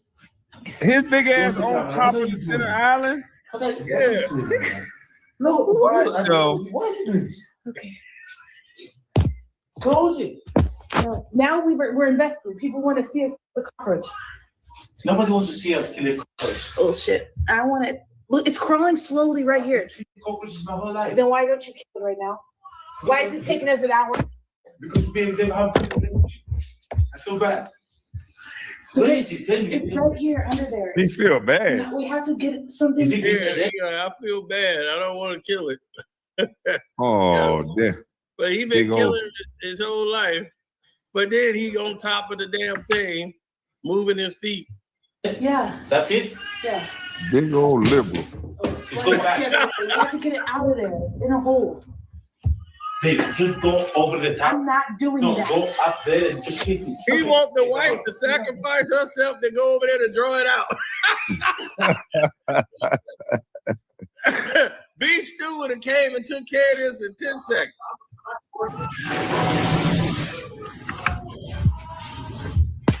There you go. Just spray a little road spray. What if it crawls up? Look, the wife is scared. She up there on top of the thing. He won't crawl. You didn't put your wife in danger. To throw it out. Yes, it's moving. Hit it. I got it. It's not coming out. Hit it again. Hit it again. Get it. Hey, he's going back. He's going back. Babe. The baby's crying. I have to go help. Open that. Open that. Right there. I got it. Open that. Open that. The baby in there hollering like a motherfucker. They in there fucking with a rope. Right. I'm like, the baby is crying like a mother. Open that. Go close that closet so that. Which got? How the hell? Man, go You get have that to get a stick baby. or something to get it out. You went all the way down there. Wait. It's gonna go into that part of my closet. Oh, they making my nerves bad. No, we keep. Yes. Be sure to like, share. Man, Over a damn roach? over a roach. Where? Okay. Where? Okay. Where? Baby, stop. Open. Open it. That one you ain't got nothing to do, boy. Where'd it go? Where'd it go? I'm like, dude, you can't kill a damn roach. Hey, Miss Collins, talking about another roach could be biting the baby. Is that right there in the corner? Yeah. Are you sure is that? Yes. Or is this two? This one. Is that one right there in the corner? Yeah, I'm done. Roach all on the baby. They in there running from the other roach. Close camera, close camera. Close camera. It's my time to shine. Close camera. Look at Hey, young. Look at this. No wonder they only won one championship. If this the strategy. Look at the fear. Get out of there, man. We have to get some type of stick. What stick? He tired. He tired, scared, everything. Mind you, we've been working at this guy for over an hour now. Over an hour to try to kill a roach. You pick up some of them damn shoes and clothes, it won't be no damn rope. Can you see? I don't I see know nothing. you're Where you that see? red. It's in the corner. Can you see it? You have to get my flip flop and use my flip flop to bring it out. This? Yeah. No, you have to you're gonna have to get closer than that to block it because it's gonna come back. Oh wait, it might have gone somewhere else. Stop playing with me. I don't see it now. Can you just call my mom? Call my mom. Let me call my mom. I can't do this. Hey, Did he say please call my mom? Yeah, I can't do this. Call my Please call my mom. Get the fuck out of here. Yeah. And I'm like, man, you think a guy like this, you see how Beef Stew stand up to him. I was like, y'all let this dude bully y'all on the court, but he ain't no real bully. I'm like, when he went up against Beef Stew, he knew right then and there, okay, this is a whole different animal. Call my mama. Open the door.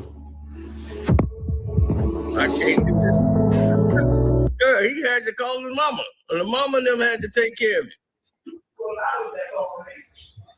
The mama So y'all are scared of roaches. Watch this. I got something crazier than that. You know what? We got to get y'all mind right.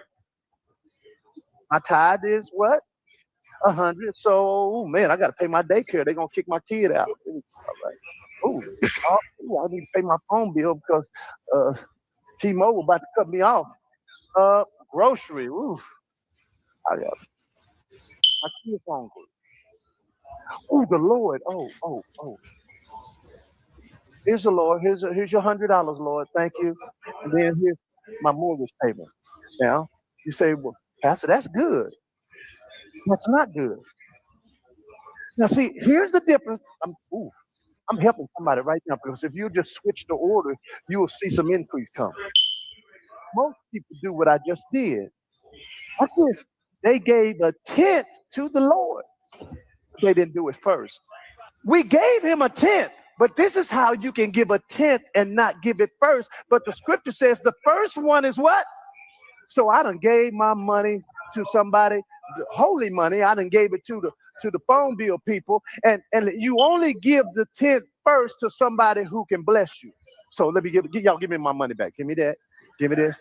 Give me this. Give me this. Give me this. Thank you. Thank you very much. Now, this is what should have happened. So who should I give to first? The Lord.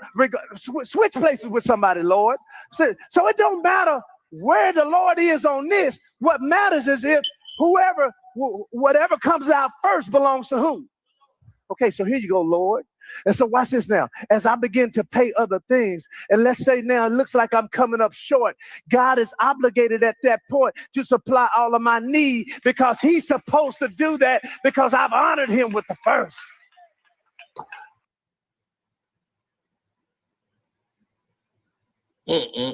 Now, I want you, Cino, to go down to the church house, and I want you to give the church some money before you pay your mortgage. Now, what the hell is this dude talking about? If I did that and I told them that, they gonna say, well, it's the first. No, if you come, no, listen. If you come up short, you got to tell her what the pastor told you. Just hold on. I gave to the Lord first, and He gonna provide. Just wait. What the? You like, they gonna be like, we'll wait, but there's a penalty that you gonna have to pay for the damn wait. People fall for this, man. Kwame. Yes, sir. Now you see why the attendance at church has dropped. Yes, sir. But it hasn't dropped amongst our women folk now. It dropped amongst us men. We started to like, yeah, I don't think I want to go there. But our women folk that kind of lead and guide the situation, they still go to listen to guys like this. He has a big church. I'm a Christian. No, I love the Lord and all stuff, but I don't. When the scriptures talking about, I don't think they was talking about that. I guarantee. You just ain't saved enough. They gonna cheat. They gonna talk you out of the church. Talk me out. There are tons of churches in America. Like talk me out of it. Bro, I'm in Houston, Texas. There's a church about 3 minutes on block. So just go to another. I feel you. We'll find one. At least all it takes is one. I feel you. But that was crazy. Ain't no way in hell. No. You have to give it to. Oh, you probably go to the church my friend go to. Do you go to church without walls? You go to that one? No, I know about Yeah, he got to know where that's at because his whole face changed. Yeah, he knows where that's at. He was like, how the fuck do you know where I go to church at? Everybody know church without walls. I mean, Houston. Oh, okay. Okay, yeah, because he know where that church is. I ain't never been, but I know about it. Yeah, you know, my buddy that owns. Well, he on television every Sunday, bro. Shoot, I didn't know, my brother. I'm sorry, bro. He literally is on television. I can't miss. Hey, Chris be trying to whoop me every time I say something. My bad, Chris. Yeah, my business partners and everything is out there. I went to Lily Grove out here. And Sugarland. And what's that? It's Sugarland. What's that? Sugarland and Spring, Texas. So right by each other. Houston is huge. Yeah, it is huge. Yeah, but so you drive here in Houston, you don't have a car, I tell you, you're gonna be miserable. So you can't take the transit or the bus?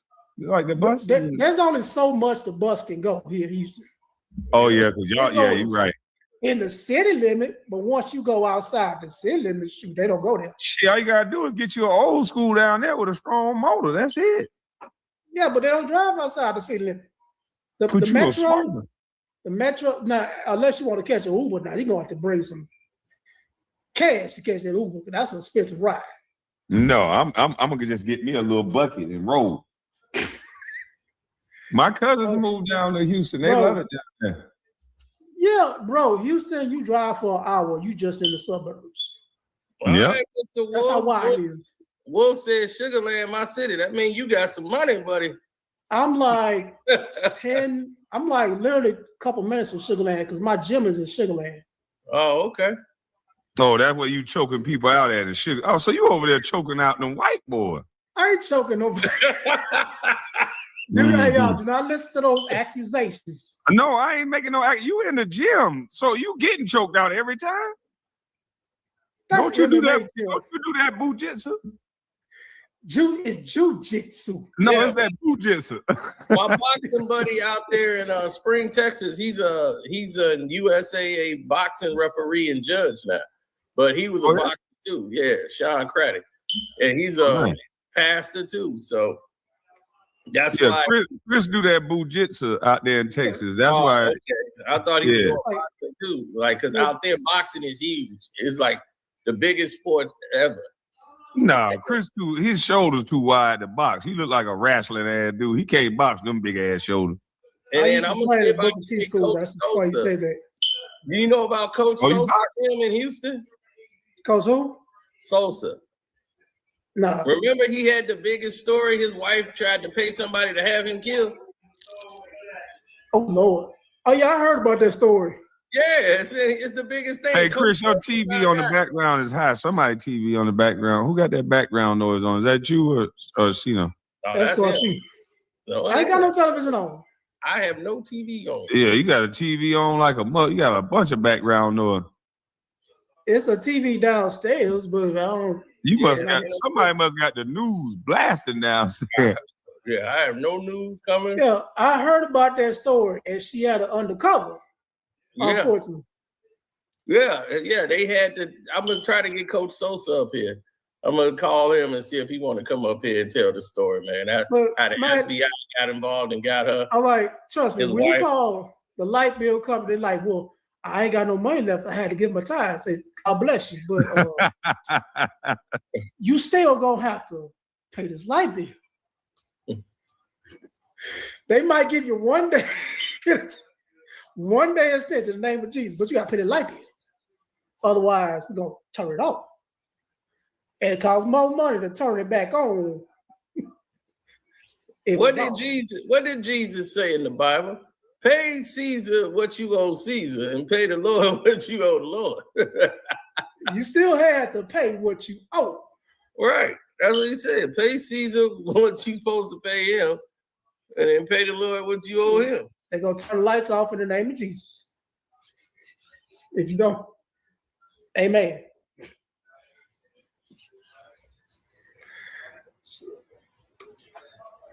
He talking about amen. Amen.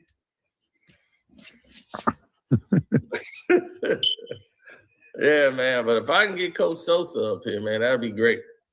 Cause you got to hear that story. That's the craziest thing I've ever heard. A wife putting a hit out on her husband. And don't let it be summertime. I feel what? This woman put a hit out on you. And I think it was over what, insurance money or something? Yeah, she want that insurance money. His wife went through the process of interviewing somebody for the hit. No. But yes. She dumb because even if it's successful. Y'all talking about a real life story for real? Yes. Yes. This is somebody we know. This is somebody I know, KB. Damn. This is a boxing coach named Coach. We call him Coach Sosa in Houston. Sean know him best. And Sean used to go to his gym all the time and spar and everything. So his wife, who was a nice woman, you'd have never thought this was, I think they both Colombian or where they from, Dominican or something. But anyway, she wanted this insurance money from the husband. She went and got the policy and all this stuff. And then she tried to hire somebody to have him taken out. Man, that's crazy. Yeah, he found out about it. Thank God that, because I think somebody had told him, like, man, she's looking for people to take you out, like for real. So he had called the FBI. They set up a sting where they brought somebody in to pretend to be the hitman. Mm-hmm. So they dug a ditch, had him lay in the ditch and put like fake blood on him to make it look like the hit went down. So he came back and was like, it's done. Took care of it. Here's the proof. I took a picture. Now you got to destroy this. They took a picture, had him laid out in the ditch and stuff. And she was, oh yeah, that's him. Thank you. And I like, oh my God. All right, but now you got to disappear. She paid the money and everything. They locked her up right then and there on the spot. Dang. Yeah. Man, you might as well just cop a plea at that point. Right. And I'm like, Coach Sosa's wife did that. I'm like, Houston is crazy.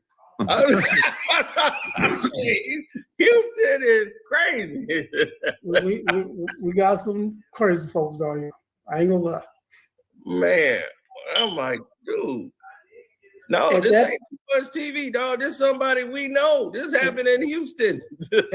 when FBI Karceno watching too much TV. That's why I say I'm like, wait a minute. No. Y'all telling no real life story? It's true. That's true. Crazy. Yeah, that sounds like a damn Netflix original. And that's what I'm saying. I can have him up here. I can get Coach Sosa to come up here and tell this story. No, Lifetime original. Yeah, ID Discovery or something like that. Right. I definitely would want no, man, that's crazy. That's more a Lifetime story. My wife, Stephen A. hating on Bam, review that his channel. Don't give him no views. Chris Free, your smoke detector battery. Ain't nothing wrong with my smoke detectors. I might still got Something going tick.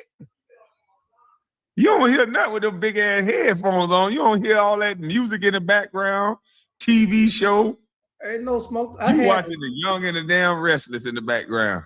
I had to switch over because my microphone, my phone went too good. I'm telling you, you got something on in the background. That's the television downstairs. Hold on, let me make sure that ain't me. Hold on. It might be you. Oh, no, that ain't me. It's definitely not me. You can put me on mute and see if it's me. It's motherfucking Chris. I'm telling you.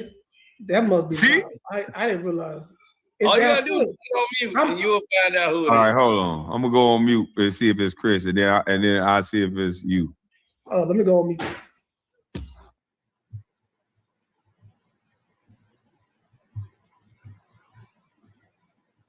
Mm-hmm. You hear anything on my end? Nope. So all right, I don't hear nothing on my end, Chris. I'm gonna go on mute, Chris.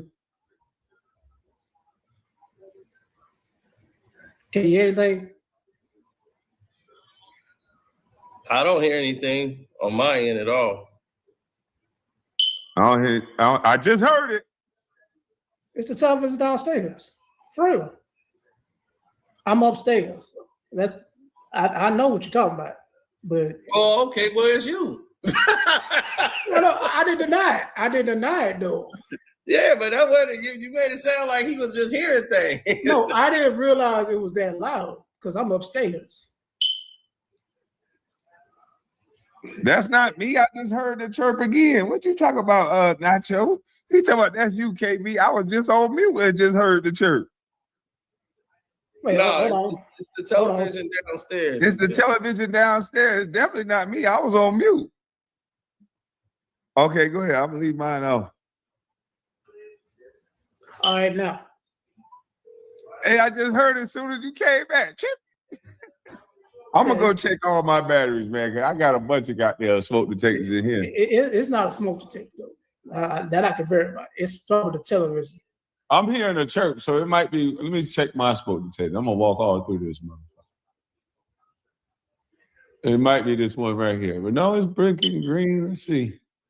I just heard it. Is that me? Ramon Sosa. Okay, because I think I got Coach Sosa's number. I'm gonna call him because I want him to. Because this story. Remember the story about the wife? Yeah, how he had a book and he's been traveling. It's called "How I Walk on My Own Grave." Yeah. So I know he wrote a book about it too. Yeah, how I walked on my own grave. Yep. So you gonna hit him up about the story? Yeah, I'm gonna hit him up. Okay. If not, let me know. I'll send you his number. All right. Cool. Okay. So yeah, man, he wrote a book about how he walked out his own grave. So that'll be great, man. You get to promote his book. KB, I swear to God, that's gonna be the biggest interview you ever did. Let me know. He like, let me know. Let me know. I'll come on. That was one of the weirdest stories I've heard. KB gonna break the internet without him. I'm like, Karceno, I'm like, you do know, even if you're successful, you can't get insurance money. That was stupid. You can't. Man, I don't think people think it through when they talking about unaliving people. I don't think they really think it all the way through because you ain't gonna get away with that shit most times. Divorce attorney is what they call it. If it's that bad, divorce. But then again, we're in Texas though. Divorce ain't gonna help you too much like that because our divorce laws are real strict. Like you can't divorce nobody in Texas and be like for the rest of your life alimony. I think I got Coach Sosa's name in here, but I call him Coach Sosa. I think I got him in here by his full name.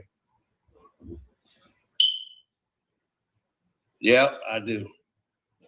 I got Ramon. Yep. That's why I normally I'm like, why would I put Ramon? He probably popped up as that because I was like, I don't know his first name. I put him as Coach Sosa. When that interview comes, let me know. I want to look at it.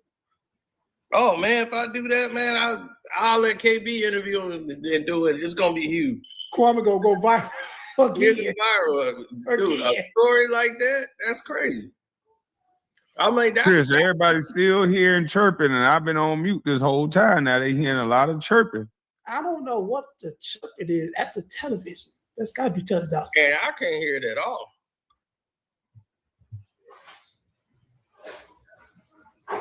All my exes live in Texas. Man, that scared me to do anything in Texas. Oh yeah, you don't want to go to prison. Something like that. Oh yes.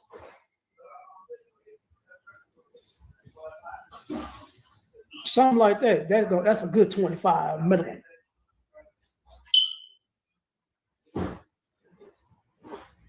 I heard that loud motherfucker. It's every 30, 40 seconds. And just for even thinking about it like that, 25. There's nothing but silence where I'm at.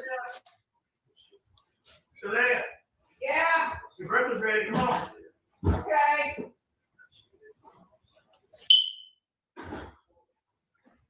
Somebody down there burning up breakfast. You heard that? We can hear everything. I keep trying to tell you that. I told you. I'm not denying what it is. It's downstairs. It said Talaya breakfast ready.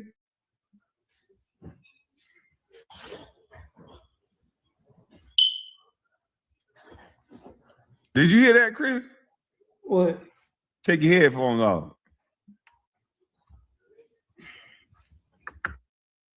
They talk about Chris, we good.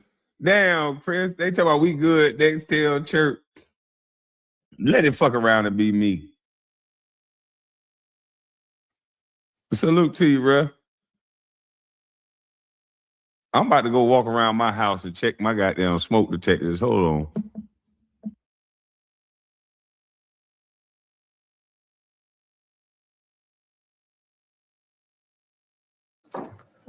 Woo.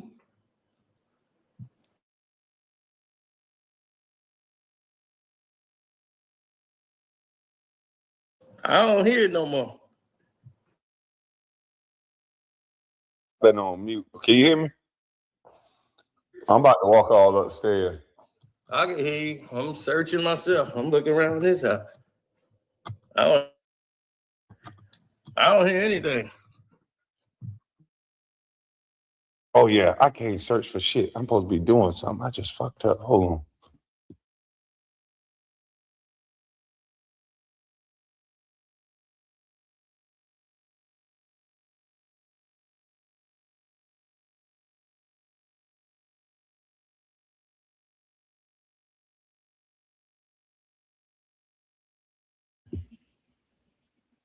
Chris, without you, the chirping is gone. That goddamn television downstairs was loud as hell. Now I heard something like a smoke alarm. Let me let Chris back up and hear something. Let me see. Man, I gotta drop your black ass, man. They dropped you down. I forgot, Chris. I can't bring you back up. He paid to drop you down. He paid money to drop him down. Yeah, Russ goddamn. Russ paid to drop him down because the smoke alarm. Hey, Russ ain't shit, man. I mean, he got me thinking it's in my house. I'm looking around like that shit was so loud. I'm checking all in here. I gotta go upstairs because sometimes they go out all the way upstairs because I barely go up that motherfucker. Right. So it'll be chirping up there, and then somebody will catch it and hear it in the background. I have to go up there and change it. But Chris had the goddamn buzzer right there, the TV downstairs playing upstairs.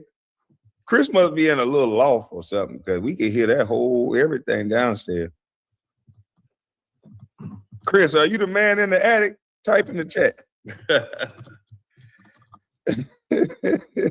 Oh man. Hey, where you at with that doggone person, that annoying stalker that you got? All that's over with?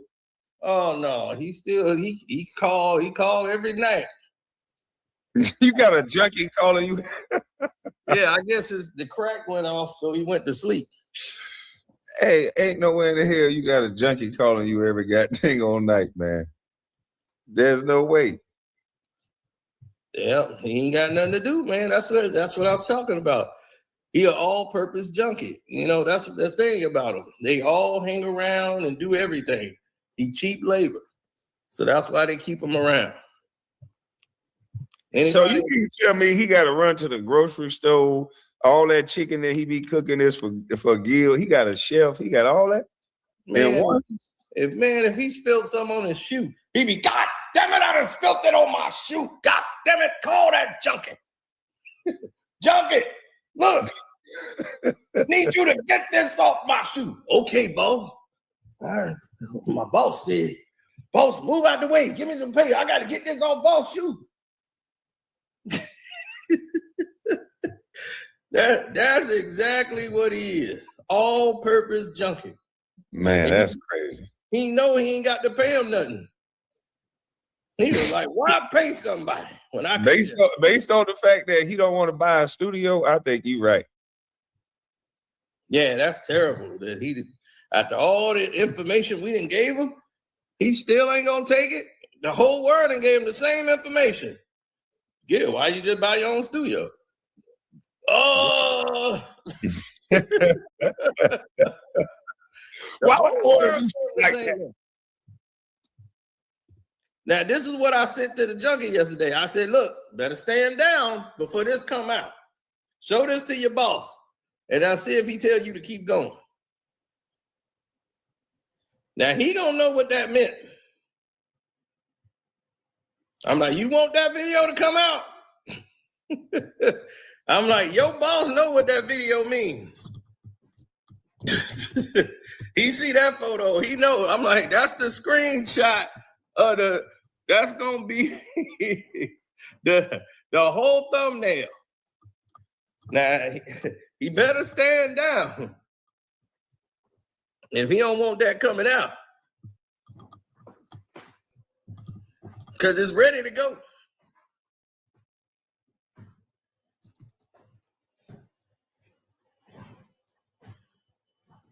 See, I just put stuff in the vault.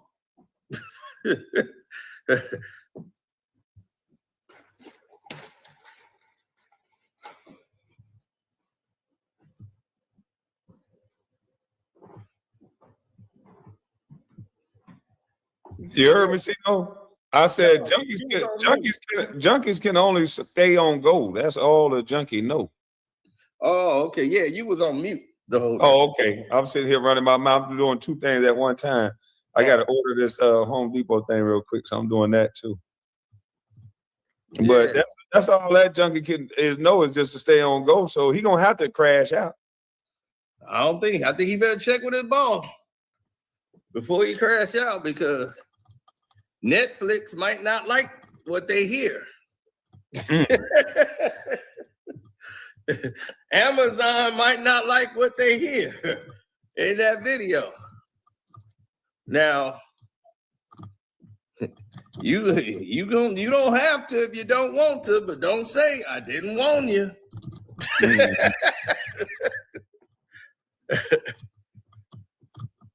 So now you gonna be crying, hating on the black man job. Hey, like I said, they can be fired. I can't. I don't believe so though. They can be fired. I can't be fired. Well, the way they think we can be fired is just to flag us off YouTube. That don't work either. People got multiple channels and everything. So flagging us off a space don't end everything. People think all your money is in one basket. Who put all their eggs in one basket? Not somebody that's smart. People decide what they want. Hell, I make probably more on Patreon just as much as I do on YouTube. Now they're gonna try to flag your Patreon. They can't. They can try. Now they gonna try to flag your goddamn Patreon, bro. They can try, and that don't work like that over there. See, that's a pay system. And you're like, well, what did he do? Did he put up anything from you or this and that? Nope. Okay, there it is. But karma's coming for them. And it's gonna rain down hard if they keep down this road. That's why I'm like, I don't know what they doing. But it's not gonna come out the way they think. Well, the problem with these type of people is that they don't, like I said, a zebra never changed their stripes. So unfortunately, this is all they know. And when this is all you know, this is all you keep doing. Well, what else they gonna come online and do? He ain't that funny. He's a junkie, he's a dummy. So what else is he gonna do? This is what he's hired to do. Well, that's it. He can just do it from the dark. When you talking from the grave, nobody really hear you. They just keep walking by you. I'm like, I don't think he got any real, like no attention, no view. Like nobody paying attention to him. Right. I was like, I know I don't. He don't show up in my algorithm at all. And he trying to tag my name. So I blocked He tag my name every day and still don't get that. Right. I blocked him from doing that. So he tried to use other people to do it. It's just like ridiculous. I was like, I don't care what you put down in there. I'm not responding. I don't talk to the help. Talk to junkies. I tell a junkie, no, I don't have no change. No, I'm not giving you no $2. And then you move on. He the type of junkie when you tell him no, he try to flat your tire, do something stupid, throw some dirt on the front of your hood or something. Right. And that's just, in spite. He's just one of them wild junkies. They can't, some people take their drugs, they relax and everything else. Or he bring out all his emotions. When you fail as a father, a father's job was to keep their daughter off the stripper pole. Now his job was to keep his son off the stripper pole, and that didn't happen. So, he failed in life as a father. So when you fail in life as a father, this is what's designed for you. Your son out here in G-strings with his cheeks out on the internet. I mean, he for sale. I'm just like, oh my God, this is terrible. I'm like, and you worried about me. I'm like, that your priorities is all messed up. You backwards. You should be trying to get that situation under control. But yeah, you worried about me.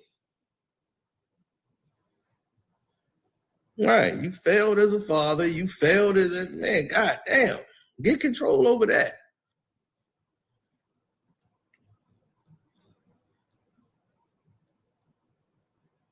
Say, son, I failed you. I did not. I'm sorry. I should have been there. Instead of sucking on that crack pipe, you were only following what I was doing, son.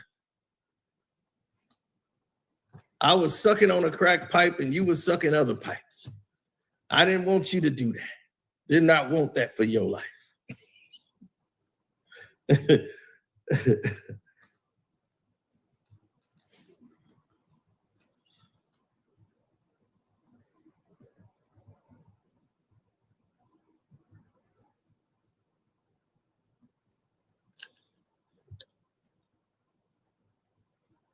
Hold on, Cena. Hold on one second. Okay. What's up, everybody?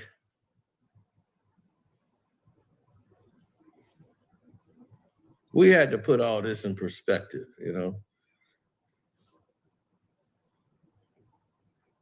Because when you have junkies roaming free and doing disrespectful things, and lying and the truth, is what they run from.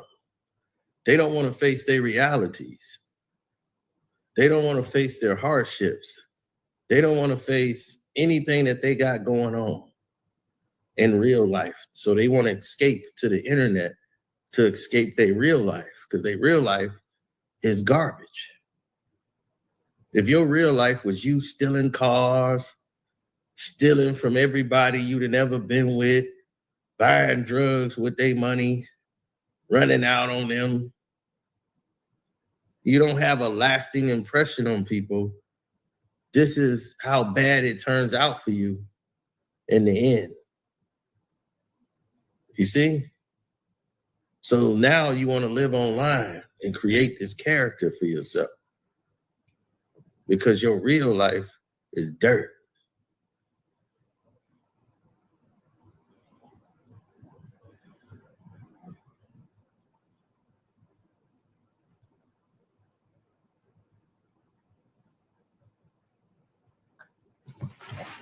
Yeah, he mad that I was around all these people before YouTube even existed.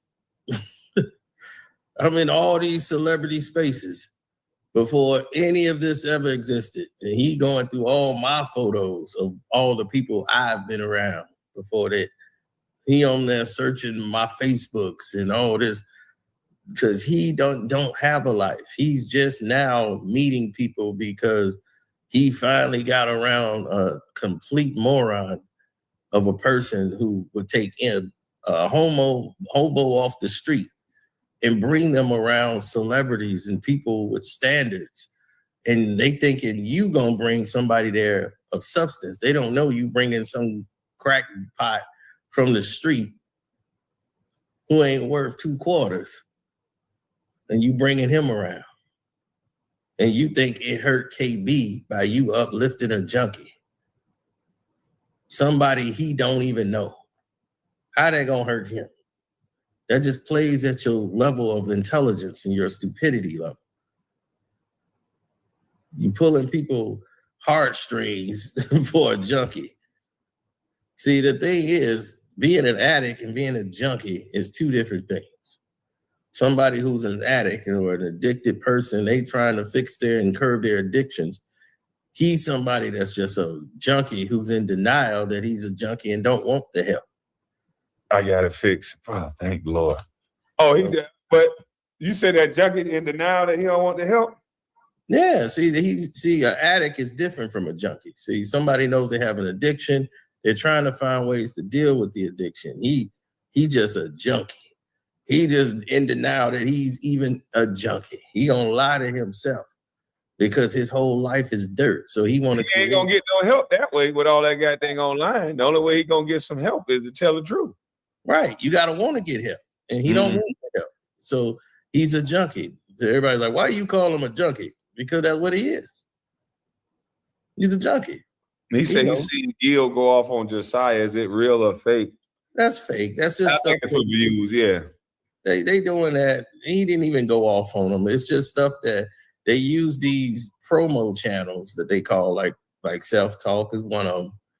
And they all like support channels. They there to support the show. And they was like, they get to eat off the views and all they doing is pushing narratives because the show is crap. Unfortunately it is. And the reason is mostly because of the topics and what they actually talk about. You got 4 NBA players there and they talk like bloggers. It's ridiculous. It's like the only people that I think that don't talk like bloggers sometimes is Kenyon and Rashad because they'll give you their honest opinion. That's facts. So they're excluded from it. Like Kenyon is not a part of the goofiness. He ain't gonna take no parts in that. And that's why I love Kenyon on this. Like when he's hosting or he's doing the subject commentary, that's when it's great. It's too much of Gil imprint on it. And when now you gonna make Gil talk more. Now see, you hurt his feelings when you told him that shit to last. Well, it's just the truth. I just wanted the people to know, like, this is why the show is garbage. It's because you have people out there, I tell them about it and they don't fix it.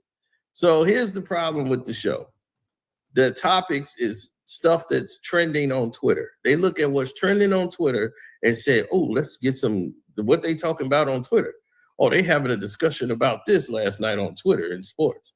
Okay, so we're going to make a question. So Josiah goes on Twitter, see what questions that some people on Twitter were talking about and they having a discussion about. So Bam 83 was definitely going to be on there. And then they take any questions that they were talking about. Do you think so-and-so is an all-time great? Where would you rank him as far as on the all-time great list? I'd be like, it's just cookie cutter stuff. Nothing real. I'd be like, man, there was some real good games last night. I was like, y'all are NBA players. There's a lot of great topics you could talk about. Like, that's real. And you want to do cookie cutter surface stuff, and then y'all gonna sit here and give no real actions to it. Then you got to be careful. Because they got to talk about real things. And if they talk about real things, it's not going to make them friendly. You know what I mean? They want to be friendly to the networks because they want to be a major. Mm-hmm. And then I find out that Josiah is signed with Clutch Sports. I think he signed a deal with Clutch Sports. Oh, so his mouth controlled. He ain't going to ask certain questions. Right. Exactly. So him and Rich Paul is close, and I think they got a deal. I don't think Gil is signed with him, but I think Josiah signed a deal with Clutch Sports. But that's neither here nor there. We ain't got it nailed down and confirmed yet, but that's where it is right now. Is the show based on Gil being right about everything he says? Because that's what seems to derail the show. He argues about his point. It's not like a debate. It's more like, nigga, get with what I'm saying, or it's a problem to me. Like, it's always an argument based on what he say. Well, pretty much, because that's what he's there to be. He's there for clown, like he's the jester of the show. He's there to bring the yelling and the screaming and he's there to be loud. That's it. But that shit get on my fucking nerve. That's why I can't watch it. Yeah. And he thinks it's entertaining. People want to see that. No, a 12-year-old be like, oh man, he going off. But I'm like, adults who was listening to it, like, man, we was having a good conversation. Then he just started yelling about nothing. They were making a good point. Like Kenyon and Rashad was having a discussion back and forth, and it was a good discussion. He comes jumping in because he's left out. And because he's not part of it, he got to put his imprint in and just jump in. He just started. Then he take all the attention away from what they were actually saying, and then they shift. And because he starts screaming and yelling, Josiah be like, "All right, we moving on." I'll be like, "Oh well," and that's what messes it up. I'll be like, "What in the? Why do this, man?" Look at his own thing he trying to do on his own channel. You know what he did now? He went and got what happened? On his own channel, he then went ahead and grabbed somebody off camera to talk to him. He got a guy, he's sitting in front of a camera and he starts talking. Then somebody, I'm like, who is that? Is that God? Who else is speaking in there? He got somebody off camera. He don't show him. And they just ask him questions. And then they be like, yeah, but such and such. Because he can't do it. He can't sit in front of a camera and talk to people and be interesting. So he can't do it. He needs somebody to ask him stuff. Why don't he get off camera and be Radio Gil shit? So now he got a guy off camera while he's live asking him questions. It is the craziest thing I've ever seen. I said, man, you might as well put the dude on camera if you're going to do that. Man, I thought you was going to say some shit like he was paintballing and rolling all over the backyard, shooting up the neighbor's house with paint. This nigga in his 40s paintballing in the HOA. When you showed that video, I'm like, is this for real? This is the same shit he did in D.C. Like, this dude, he will never grow up. Nope. He keep messing with me. I'm going to call Gordon from the HCA. I'm in the HOA. You don't want me to call Gordon, Gil. So you better get Gordon. Gordon can't stand him. What's up, Ref? Morning, fellas. Morning. Can you hear me? Yes, sir. Hey, how y'all doing, man? Hey, I just want to start off and say, Chris, Sorry, but you was killing our ears, man. We couldn't do it no more. But quick question I want to ask you and Cino. I seen Self Talk the other day, and he was showing that Gil and Josiah was getting into it on the panel the last couple of days. First question: do you think that was like they was running the play, or was that actually real? And what's the connection with this guy Josiah? Because this Corliss Wilson built ass dude, he don't look like he played no basketball. So I'm just trying to find out what's the connection with him and Gil. They seem so tight. They've been partners for a long time. Josiah's father is the guy from White Man Can't Jump, Raymond. If you remember White Man Can't Jump. You talking about the one that when they tried to rob the store? Yeah, that's Josiah's father. Man, get the hell out of here. Yeah. Oh, hell no. Yeah, Raymond. Yeah, he was one of the baddest basketball players in the world. He was the first Scottie Pippen ever in the NBA. So he was a real actual person. He wasn't just playing in a movie. No. So he was was he a street baller? He was a street baller and he made it to the NBA. Michael Jordan, when he was in college, got his poster on the wall. In his dorm. That's Marquise Johnson. Marquise Johnson was bad, buddy. I was a street baller and a baller in real life. Okay. Well, yeah, what's the connection? I'm going to go get my gun. I'm going to get all you motherfuckers. Yeah, and his son, Josiah, played in college, but he wasn't that good. He played in college, but he wasn't that good. He better in volleyball than he is. Oh my goodness. Not volleyball. I'm serious. I think he played volleyball too. Oh, you serious? Yeah. I think Josiah played volleyball too. But I couldn't tell if you was fucking around or not. I'm like, oh my goodness. He said, you do know a lot, Cino. That's why they mad. But his basketball knowledge is very limited. He's more of a computer executive producer type guy. And him and Gil got tight because they were neighbors and always, he always looked up to Gil. And Gil had, Marquise Johnson out there when they had the Fubo TV. They both was over there.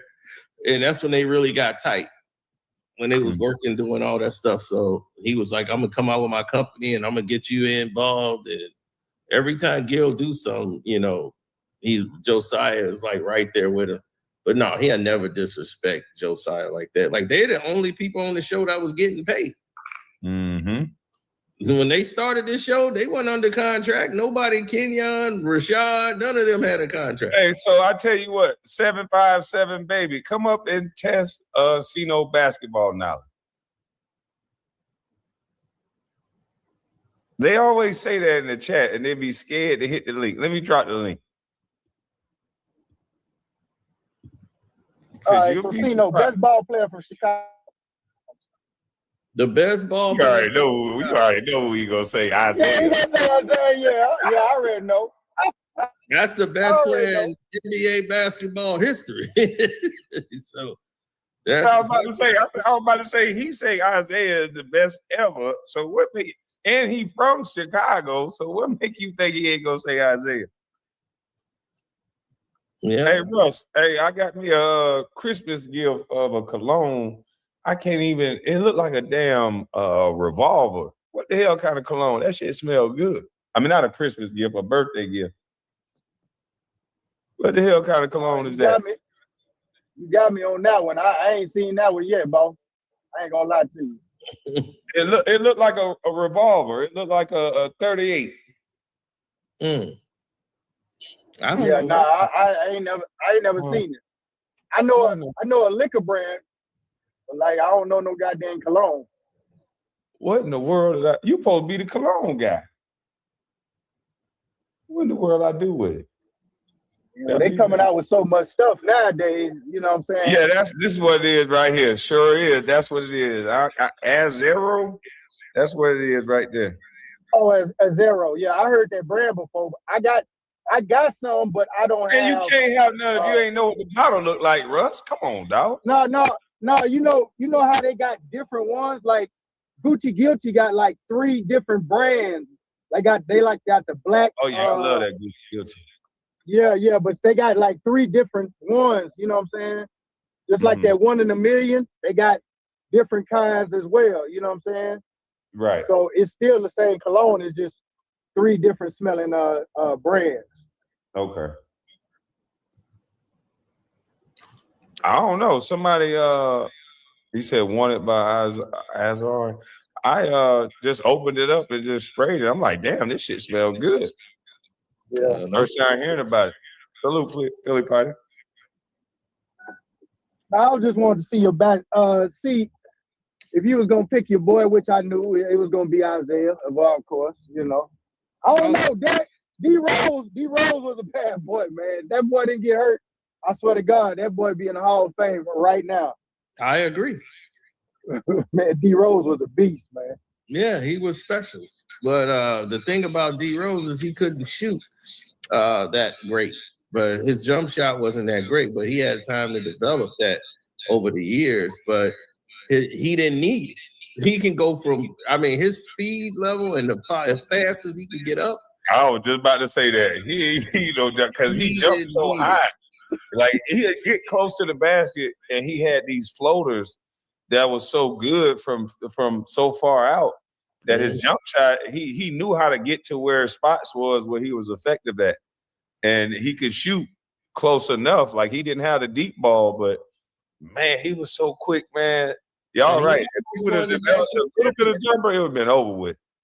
He almost won the national championship. He went to college one year. They went to the national championship with Derrick Rose, and he missed a free throw that cost him the national championship. They went to overtime, and they lost in overtime. And then that man was so, like, there's a difference between just being quick and there's a difference between being fast. But when you both, because he was a big dude, but he can get to a spot very quickly. And with the ball, he was fast as lightning. So he was both. He was quick and fast for somebody who at that size. So you Dan had a vertical leap of like 45-inch vertical going up, boom, throwing it down like a 6'8". Like, whoa. It was like, man, because that's why he took the league by storm. He really was MVP his rookie year, but they weren't going to give a rookie MVP. So they gave him Rookie of the Year by a landslide. Then the next year, his second year in the league, he gets MVP the very next year. So he really wanted his rookie year. I was like, rookie year, he was the best thing I've ever, like, the most explosive thing I've seen since Allen Iverson. Just came in the league and was just dominating. I was like, oh my goodness, this dude is something else. But one thing about Derrick Rose that people didn't understand that kind of led to his injury, because he always had knee problems, like soreness in his knees, even when he was playing in college, is that he didn't have the discipline of a NBA basketball player. And when Jimmy Butler was there, he was trying to help Derrick Rose, that he telling him, hey man, you gotta change your diet. You know, you eating candy bars and drinking sodas. He was trying to tell it to him, but at first it's hard to talk to Derrick. Yeah, that's the main thing that'll break your body down, that candy. You're right, There's some guys in the league, they're addicted to that candy, believe it or not. Yeah, Larry Johnson went through the same thing with Alonzo Mourning. Mourning was teaching him, trying to tell him, you know, like, you're going to have to change your diet. And it's hard to tell a superstar player, like somebody who's been MVP of the league, rookie of the year, you somebody off the bench trying to tell him, hey, bro, man, you got to, change your diet up, man. You eating Skittles and all this. And Derrick Rose would tell him, like, man, when he retired, he was talking about candy. He was, man, my daughter had all those fruit roll-ups, man, and she had went and unwrapped all of them for me because she know I like them. But it Yeah, but he was like, man, I come from the hood, man. You know, that's all we had was sugar. You know, that's all they gave us. Sugar baby. You got sugar baby. Right, so that's all he knew. So he didn't know how to eat. He go eating McDonald's. He still eating McDonald's and stuff. Like, dude, you can't, dude, this is gonna end your career quick. And that's when he started really going down, having these injuries and wasn't bouncing back like as quickly as he, should have. Like when he had that injury, he wasn't supposed to come back for the playoffs. He's supposed to have been out that whole season. They rushed him back to heavy minutes. He was right in the playoffs. I'm like, dude, you can't come back. Your first game be in the playoffs and you playing 30, 40 minutes. You can't, that's going to tear you up. By game 2, he was out of there.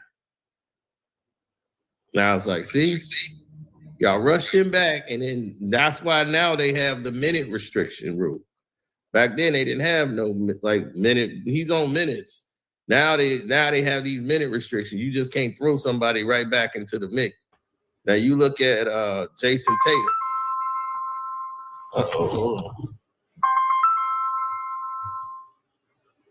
Shout out What to it do, fellas? What it do, fellas? What up with you? Man, KB, Karceno, Russ, what up with it, man? Oh, what's up? That's that junkie calling. What's going on with your mom? Man, cool. That's that junkie calling. You even tell me that junkie watching you calling, man? Oh, hell no. That's calling right now. He said that's that junkie calling. Hey, you know he's jealous because your son, man. Don't call me. Call your son, man. Have a talk with him. Say, He's man, jealous. son, I'm sorry you saw me smoking on crack pipes and now you sucking on, black people pipes. We don't need that. You don't need that, son. Let me try to walk with you and talk to you. Talk to your son, man. Don't talk to us. Don't run from your real life. Hey, bro, I heard y'all talking that good basketball, man. I wanted to know what y'all think about my boy LaMelo Ball and what they're doing over there in Charlotte. It's amazing, and this is what I've always I told think it's real. They asked I Nick, love it, man. it's real. I think it's real. Yeah, it's real. He's better than Brunson. And everybody was laughing at us when we were saying it. Jalen Brunson, it's like, that's a role player. I'm like, Melo could be a superstar if they put some real players around him. And they finally got real players around him. And this is why that other guy they took, Miller, he could actually play. And it's like, all they got to do is develop. The NBA believe in this. You got to be great right as soon as we put you on the court. That's not how winning ever was done. It takes development. It takes key pieces and saying, okay, 2-3 years, we're going to be good. That's how winning, it's a process. The steps that you take to get to the top.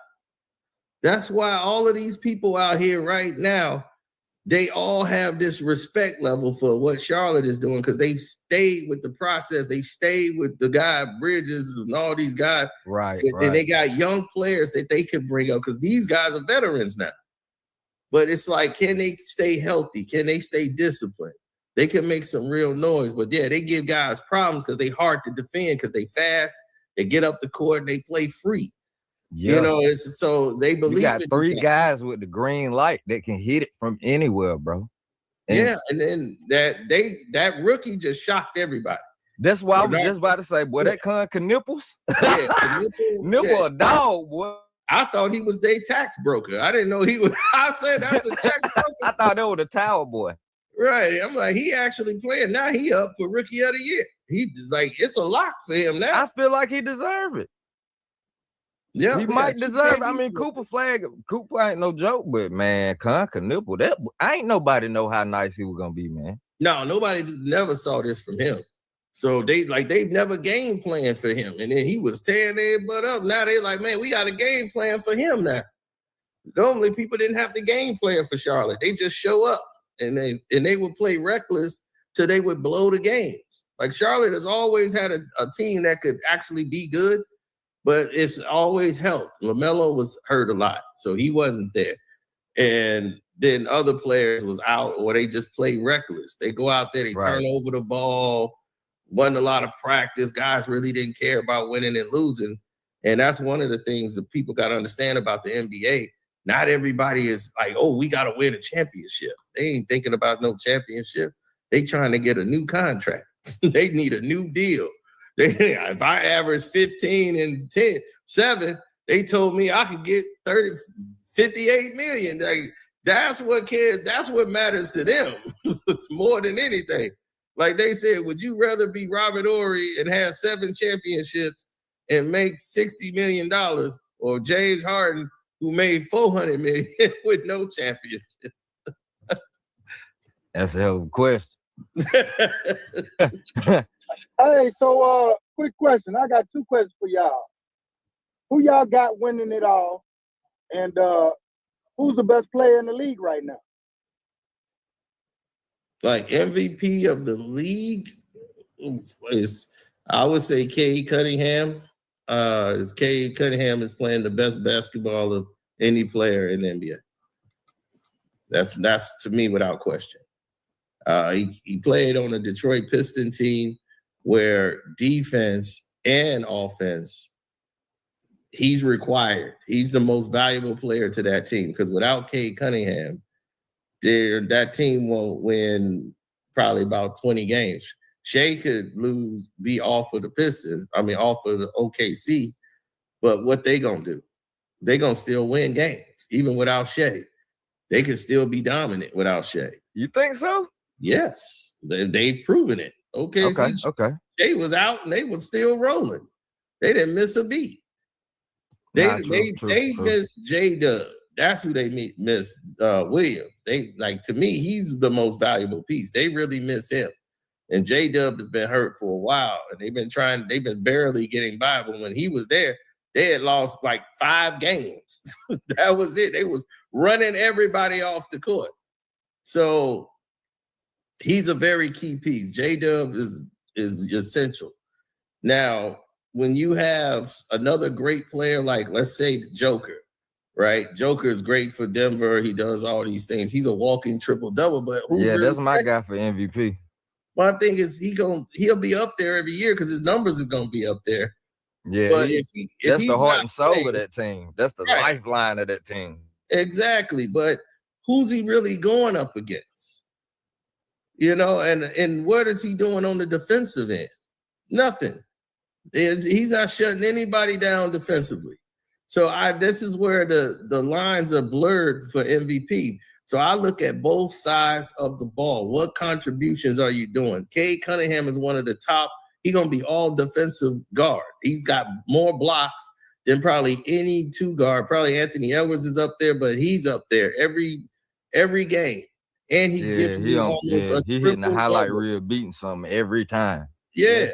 Yeah. And so he going to meet you at the rim. Then he's the guy on the ball, bringing the ball up, distributing it to everybody. So he's averaging about 26, 27 points a game, averaging at about 10 and 9 every night, almost a triple-double, and he's probably going to be all defense. There's nobody else doing that. Shea ain't going to be on no all-defensive team. I don't know about that one, Cino. Who? You don't think Cade Cunningham is the best defensive point guard in the league? Oh, no. As far as point guard, yeah. But my team, I'm going with Wemby, man. AKA the cheat code. Hey, I tell you what, Russell. I'm going with Wemby, man. Hey, them boys got about to the rest of the season to figure out what they're going to do with them. That's my assessment. They got to the rest of the season to figure out what they're going to do with them. Because after that, boy, it's the Wemby show. It's going to be the Wemby show for us. I got Cade and Wemby tied for MVP for this year. I can't say that. I don't have Wemby as MVP. And here's the reason why I don't put Wemby on this list for MVP. I would have him 4th. His dynamic of the game is like he could be dominant because he's 7'6". You throw the ball into him and you could turn around and dunk. But you can get a small guard and guard him, like somebody who's 6'5", 6'6". Look at what Dylan Brooks did to him. Dylan Brooks shut down Wemby almost every time they play. He knows how to shut down Wemby. He keep him on the 3-point line. He box him out and keep him out there every single time. He gets under him, takes his legs out, won't let him. You got to put the ball down, and he picks the ball up. He keeps him outside of the 3-point line. So guys who learn how to play him, like the Pistons ain't never really seen him. And some of these guys, they only play, like in the East, they only play him 2 times a year. So they don't really have a game plan for Wemby yet. A lot of them do, but people like Houston, and they play him 4-5 times a year, they know how to game plan for him. Suns, Phoenix, he gonna struggle against those teams in the West because they gonna know how to game plan for him. But yeah, he's good. But if he wants to be a guard, he needs to just give that 3-point stuff up and get into that paint. He won't be stopped. Defensively, they give him a lot of help. He don't need that much help, but he didn't got to wait about 6-7 goaltends. I'm like, that's still goaltending. I know he's 7'6", but that's goaltending, man. You can't just do that. Another block for Wemby. I'm like, okay, he don't need you to inflate his blocks. He gonna block about 5-6 shots a night. But I just think that's almost a cheat code. You throw the ball to him, he got a point guard guarding him down low. Of course, he's just gonna turn around and dunk the ball. I just don't. I'm just like, giving a guy like that. That's like Shaq getting MVPs. I'm like, come on, ain't nobody down there. Who he dominating? Ain't no Patrick Ewing, no Mo, no Elijah Warrens. He going up against Malik Rose. It was getting dominated. I'm like, you getting stopped by Malik Rose when you Shaquille O'Neal. Oh man, I couldn't believe that. That's why I was like, he'll never be in my top 10. Nah, to be fair though, everybody got that one player who got their number, and the rest of the league be trying to figure it out. Everybody got that one guy. Like you say, Wemby got, like, Dylan Brooks got him figured out. I don't feel like the rest of the league got it yet. No, not yet, because they don't see him.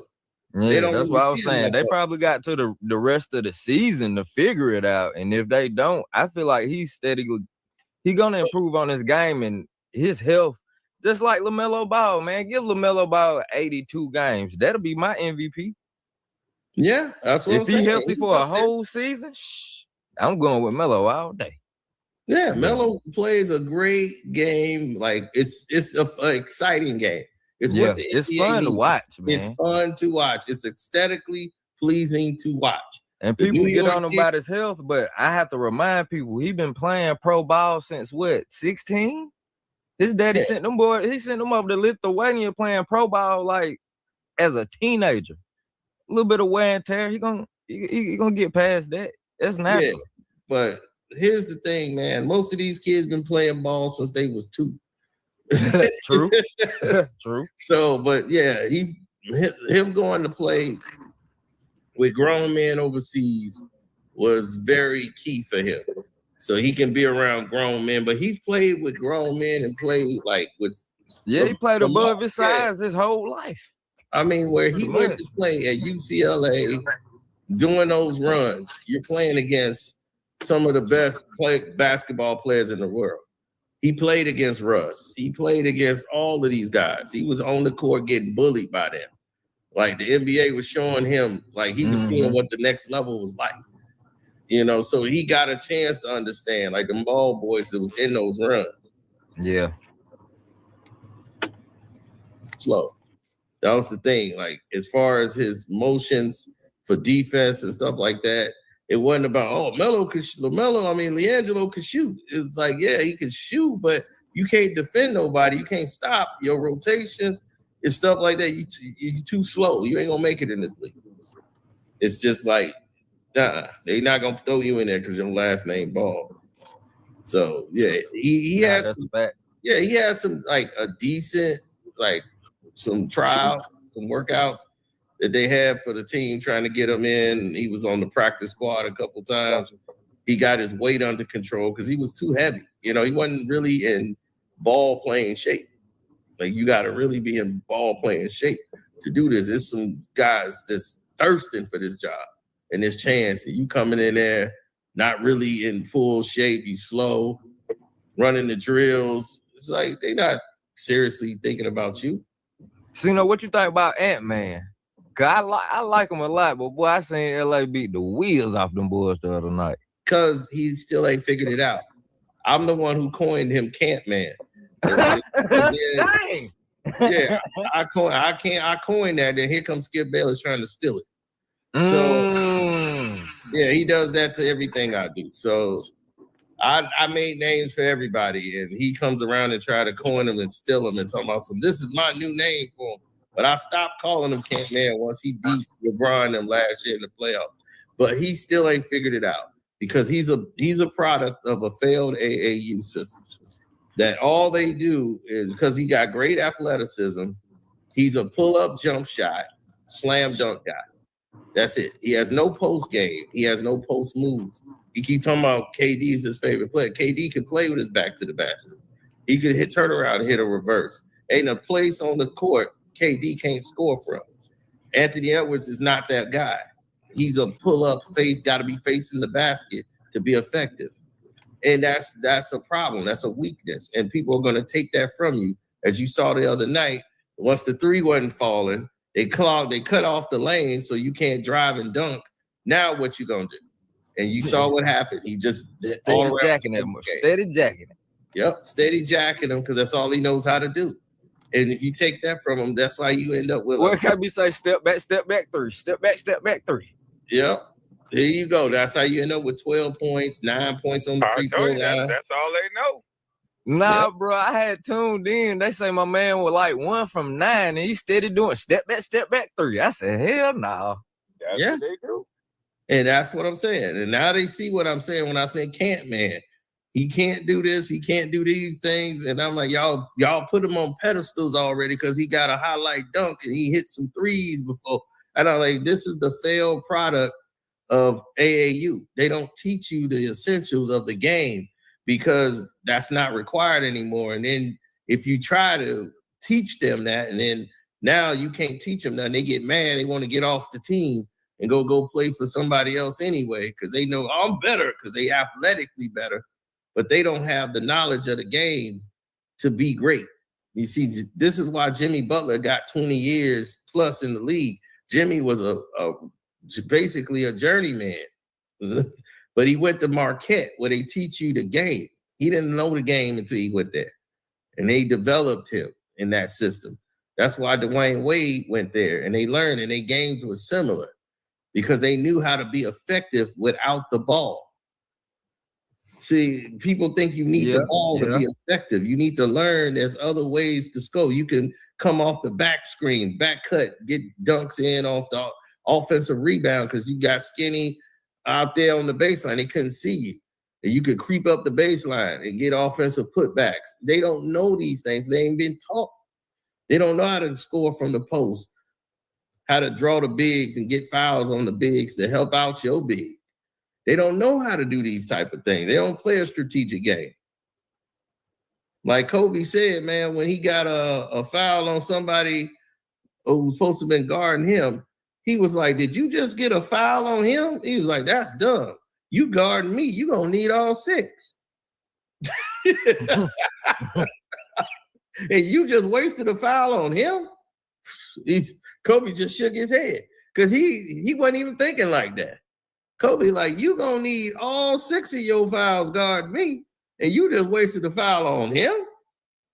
You talk guys like that. I be thinking about guys like Pat Bev and Rondo, them guys like that who just dead dangerous without scoring. They can beat you without scoring. Them some dangerous guys. Absolutely. Some of the best players in the NBA will never get to shine. Dennis Schroeder, one of the best point guards in the game, but he will never get to shine. You talking about that NBA. guy that LeBron James them threw away like toilet paper? Yep. Definitely. And every time, how in the world? I mean, LeBron was rolling his eyes at that guy like he was trash. yeah, and played with LeBron twice on the Lakers. And the thing is, that man, every time they do that, and he go back to Germany to play, Germany win the championship, and who's MVP and who's winning the games? Dennis Schroeder. Dennis the Menace. But they want to crown these people, like, and you saw what happened when they put the world in their versus the United States. They had Austin Reeves. They sent all the young talent, Jalen Brunson, Ant-Man up there to play them. USA got smoked. They got smoked. They ain't last a minute. That whole team they sent. But they them young guys. Yeah, them young guys got smoked. Brunson couldn't score because he too short. Everybody can guard him. And I'm like, see, and this is the new NBA. We glaze role players. Jalen Brunson is from my town where I live at now. He went to school with my cousin. I played him in a pickup game for the AAU tournament in Mundelein. He's from out here in Lincolnshire. So Man, he arguably, he played ball. I feel like right now the top 5 to 10 players in the NBA are all international. Bro, they not from are here. 100% fact international. I've been telling y'all it was going this way the whole time.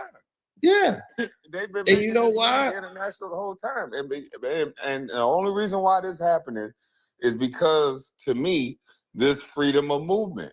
You don't have players that can impose their will no more. And this guy, Isaiah Stewart, is like the only player that imposes his will on people. And they probably going to try to keep making him not do that. Yeah. They got to tighten that up, boy. We got to tighten it up, man. It's this entitlement and guys taking games off. Oh, man, my back acting up. I'm going to sit out this one. You know what they call it, game load management. That's not true. Okay, so name the top 5 players then, because most of them, to me, is international players. Joker, Luka, SGA, ain't now one of them from here. I mean, but if you think about it, that's what I'm trying to tell them. Look at the MVPs. Giannis ain't from here either. So that's what that's what I'm saying. Yeah. So I keep telling them, I'm like, dude, the international game is different because the attitude is different. I was like, it's the attitude. We come here like we're entitled, like because you can do all these athletic moves, they supposed to cater to you, and it's the LeBron syndrome. They watch LeBron get away with doing all this. So they say, hey, why not me? The whole league became cynical. So it's you left with the children of LeBron. They grew up on the LeBron. That ain't gonna work no more because these boys got all around games. They're two-way players, and it's looking disgusting. The margin, how it's looking, how they're all skilled. Look at Boris Diaw. The guy came in as a point guard, finished up as like a power forward center, but could do everything with the basketball. Man, we were just talking about Wemby from France. Yeah, Wemby. He's 7'7", but could do everything with the basketball. Yeah. We're telling big guys to just go sit on the block, and we're telling guards, say, hey, just shoot the ball 25 times a game, and based on your stats, it's going to make you a great player or not. That ain't basketball. Mm-hmm. And that's not. And that's why people don't get it, is that overseas they teach the game, but it's purposely being done. They want people over there. They need more people in the league. They blame this. They had a whole meeting, the NBA, because Larry Bird was the president of the Indiana Pacers at the time. And they were saying, like, how does Indiana, the Pacers, you guys manage? Because they were saying it's just too many blacks in the NBA. There's no more white people in the NBA anymore. And like, look at the Indiana Pacers. They was all black. Talking about when they had Jermaine O'Neal, they had Captain Jack, they had like a whole team of black people. It was like no white people on the Indiana team. And they was like, and Larry Bird said, that's true. And he said, the NBA, we just had a meeting. We got to try to change that. It's just, I just think the game, people stop watching it because, we need a couple white guys running around out there.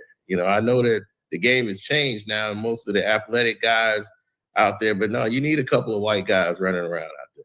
And once he said that, and the news took it, Larry Bird says the NBA is too black and all that, man. David Stern got involved. No, that's not what Larry is saying. No, like, no, I disagree with Larry. We take the best players, no matter no color, and then put them in the NBA. That's what we do. We don't go off color.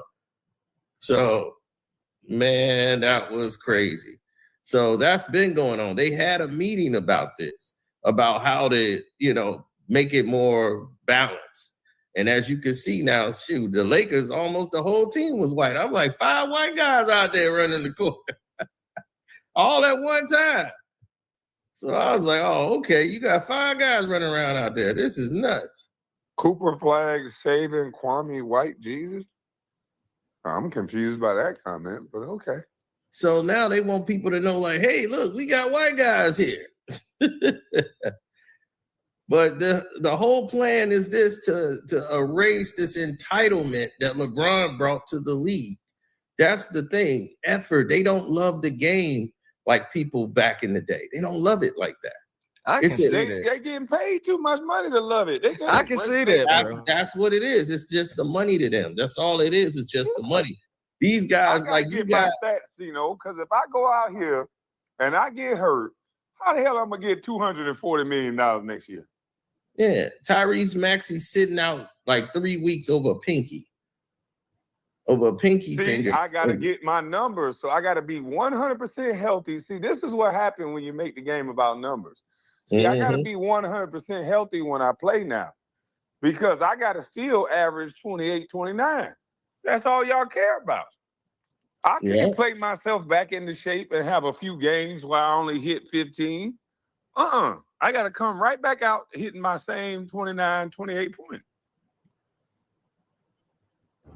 Hey, well, I'm gonna tell you this.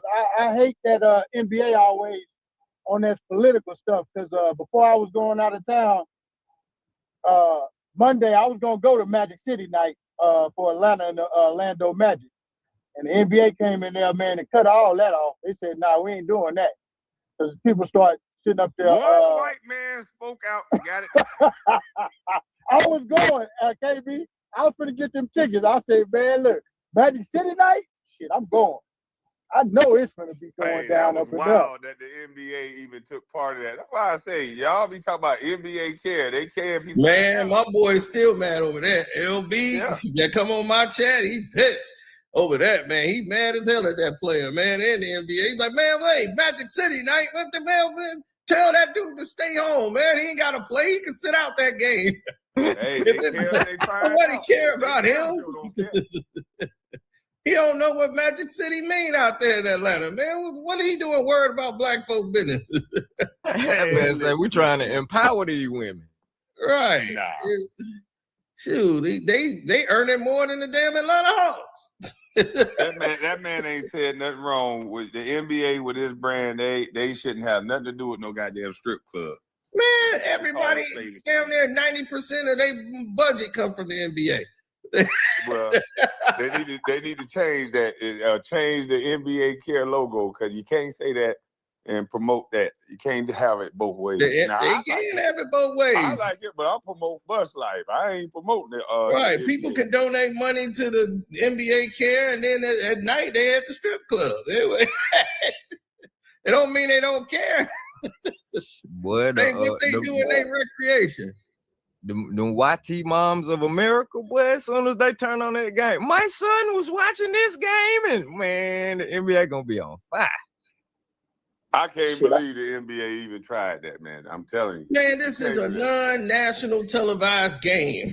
That's why I'm like, this is a regular game. What you saying, but you understand marketing and shit too. You know damn well they can't be a part of that. And no matter how much we like it as a culture, it ain't just our culture. That's the thing. Here's the thing. It was already approved by the NBA. That's why I'm like. Nah. Hold on now. This is one of the times I got to disagree with you. The NBA is an international brand. It's not just about black culture. So we can't just act like we own the NBA. We don't. So you can't have that a part of that. That's just, we gotta call a spade a spade. KB, the NBA it was can't already be a part of that. approved. It was already somebody dropped the ball by the NBA. You see how when they got it wouldn't have came out that we're doing Magic City night in Atlanta at the game unless it was approved. Out. Look how fast it got canceled when it came out. Yes, because one NBA player started because of all his it took is for one white person to make that shit mainstream, and they say, "Oh hell to the no." Yeah, because this was obviously something wasn't right about that. No, because now it's getting a lot of attention nationwide. Like, why is the NBA promoting it? And they were like, dude, this is a regular Atlanta regular season game that don't mean nothing. Who they playing? The Utah Jazz? But it ain't. No, they playing Orlando Magic. Brand like the Okay, NBA Orlando, right? Another place that's the same way.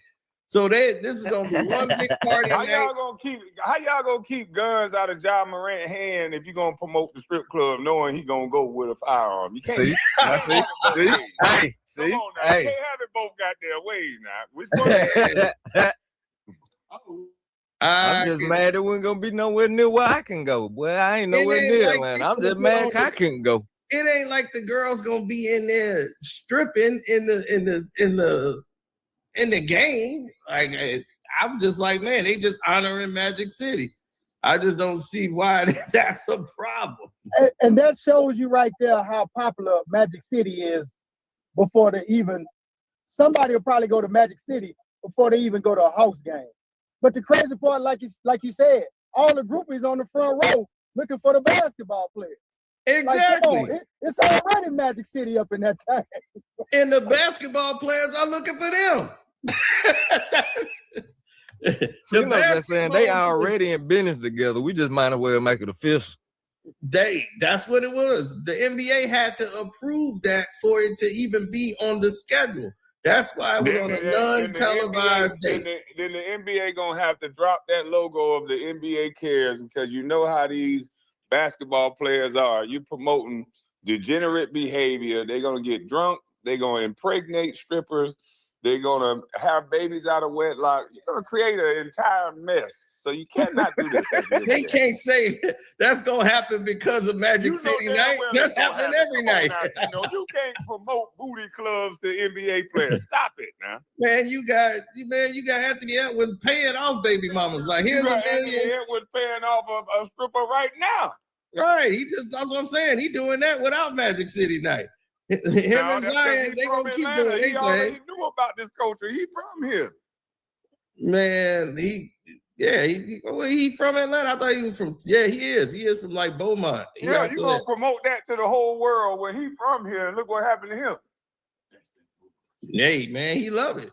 They love Magic City, man. You take somebody out the strip club, like most of the fans that go to the NBA, to the games, man, especially the adults. This is what they want to see. Keep adult shit on the low. We starting to promote this degenerate shit. Like, come on, man. We all a little crazy behind the scenes, but damn, don't promote it to everybody. Magic City night, man. My boy LB will probably be up in this chat right now, going on. He's like, man, I saw what KB said. I couldn't wait to get up there. Magic City night. He was all excited for that.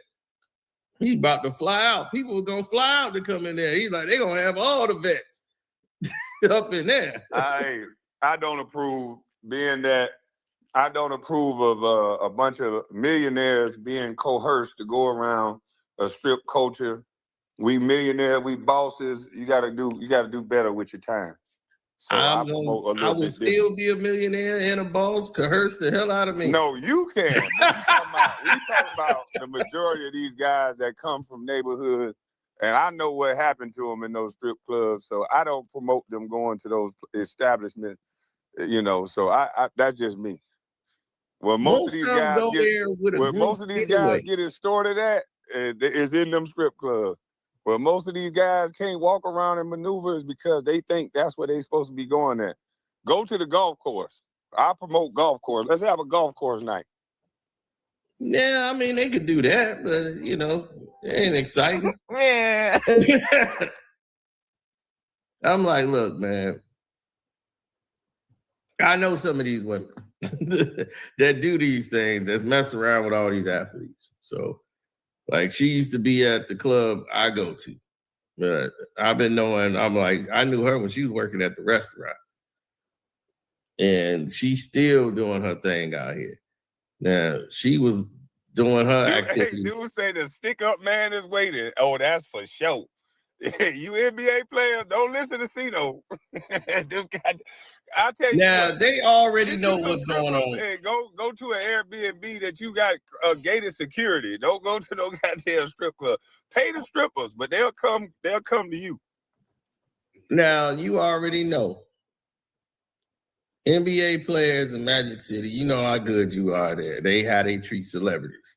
in Magic City. It's not like going to Diamonds or Club O or something like that. It's entirely different. Oh, I don't really know much about Magic City. I wasn't really a big Yeah, fan of Magic City. celebrities is in a whole different boat. But I didn't like the setup. It's just right there, the stages. I don't know. I was more of an Onyx. When celebrities come there, some of them like to be in private, so they like sit way in the back. They normally come with an entourage. Ain't no NBA player walking in there by himself, throwing some money. I by myself all the time. I used to. Yeah, well, no, not today's. They come with an entourage of about 12 to 15 people. But Magic Every City NBA is small person. as fuck. Have you been to Magic City? Yeah, I've been to Magic City. It's not that big like you think. It don't got all that. It don't got no. The Magic City got private rooms and all that. Yeah, they renovated it. They renovated it since then. Since I first went there, it's been renovated. Man, I'll ride up the street. I'll ride up the street from Magic City. Man, that motherfucker is not that big. I know. I used to go there all the time. I like the food. I mean, I fuck with the food. I like the food. Yeah, dog, you have some of the best food at the strip club. Dog, that's why when what's his name? Lou Will. Lemon Pepper Lou, baby. I was like, dog, he was right. Them lemon pepper wings be fire. Yeah, them wings was that's when I used to eat chicken. That food there, A1. That's what we used to go there for, the wings. We already knew the chick, so we already knew better. So, yeah, the place I go to now. Over to town, they fresh meat, new money to y'all, but we know better. Yeah, the place I go to now, man, they got a Brazilian chef. Man, I was like, this dude from Brazil. He come in there, man, he love to prepare stuff because most people gonna go in there, they don't order nothing. I'll be ordering all the other stuff. I go to Cheetah's for my food. Yeah. Yeah, the hell yeah. Mm-hmm. Man, they said they're finna turn that bitch to something else. Man, they said lemon pepper brown. Look at Tony. Tony said lemon pepper brown. They can do whatever they gonna do, but they ain't do it yet. Whoever bought it, they don't bought it. They said they're finna turn that bitch into some kind of building. He called you lemon pepper brown. Oh, Tony in the chat called you lemon pepper brown. Yeah, Tony from Alabama. I used to but I got it all flat. Give me a whole flat.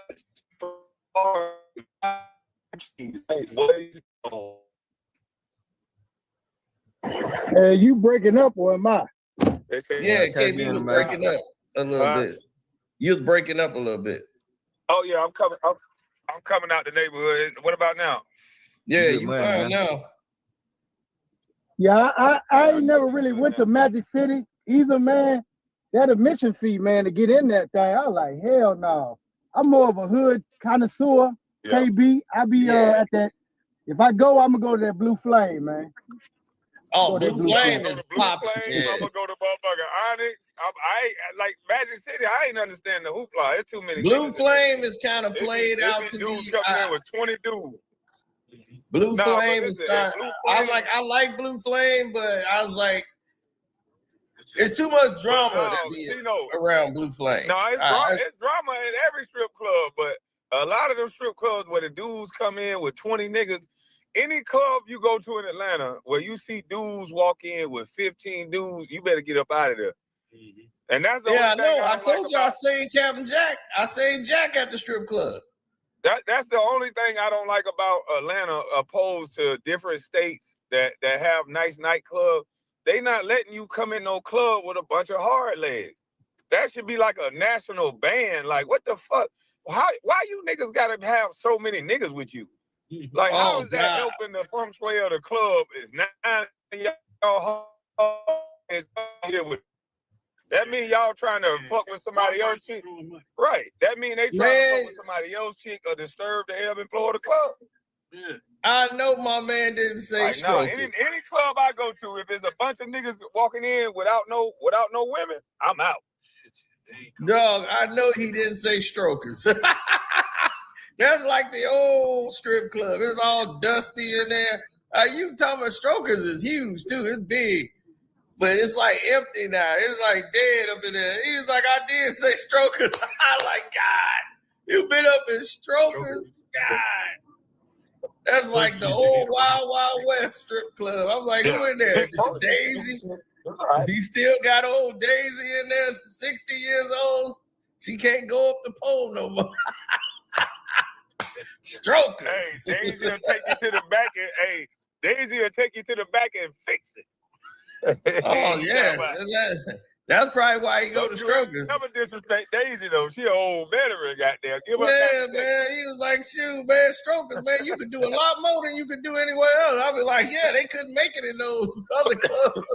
So Strokers is the only thing they could get in. I was about to say, see, no, it's some Negroes that swear by Strokers, and you ain't gonna be able to talk them out of it either. Man, I'm surprised Kyrie ain't up here. That's his area. He bankhead all day. Man, I think he a blue. Faking, man.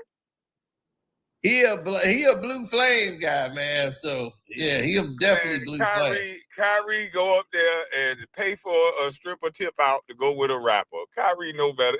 That man. No, not Kyrie Irving. I'm talking about Kyrie that come in the chat. I'm talking about that Kyrie that be in the chat. That little YN that be faking. Yeah. Yeah. Yep. Kyrie, he'll pay them strippers tip out and they leave with a rapper. He know that. Yep. That's what happened with Jack. That's what happened with Cam Jack.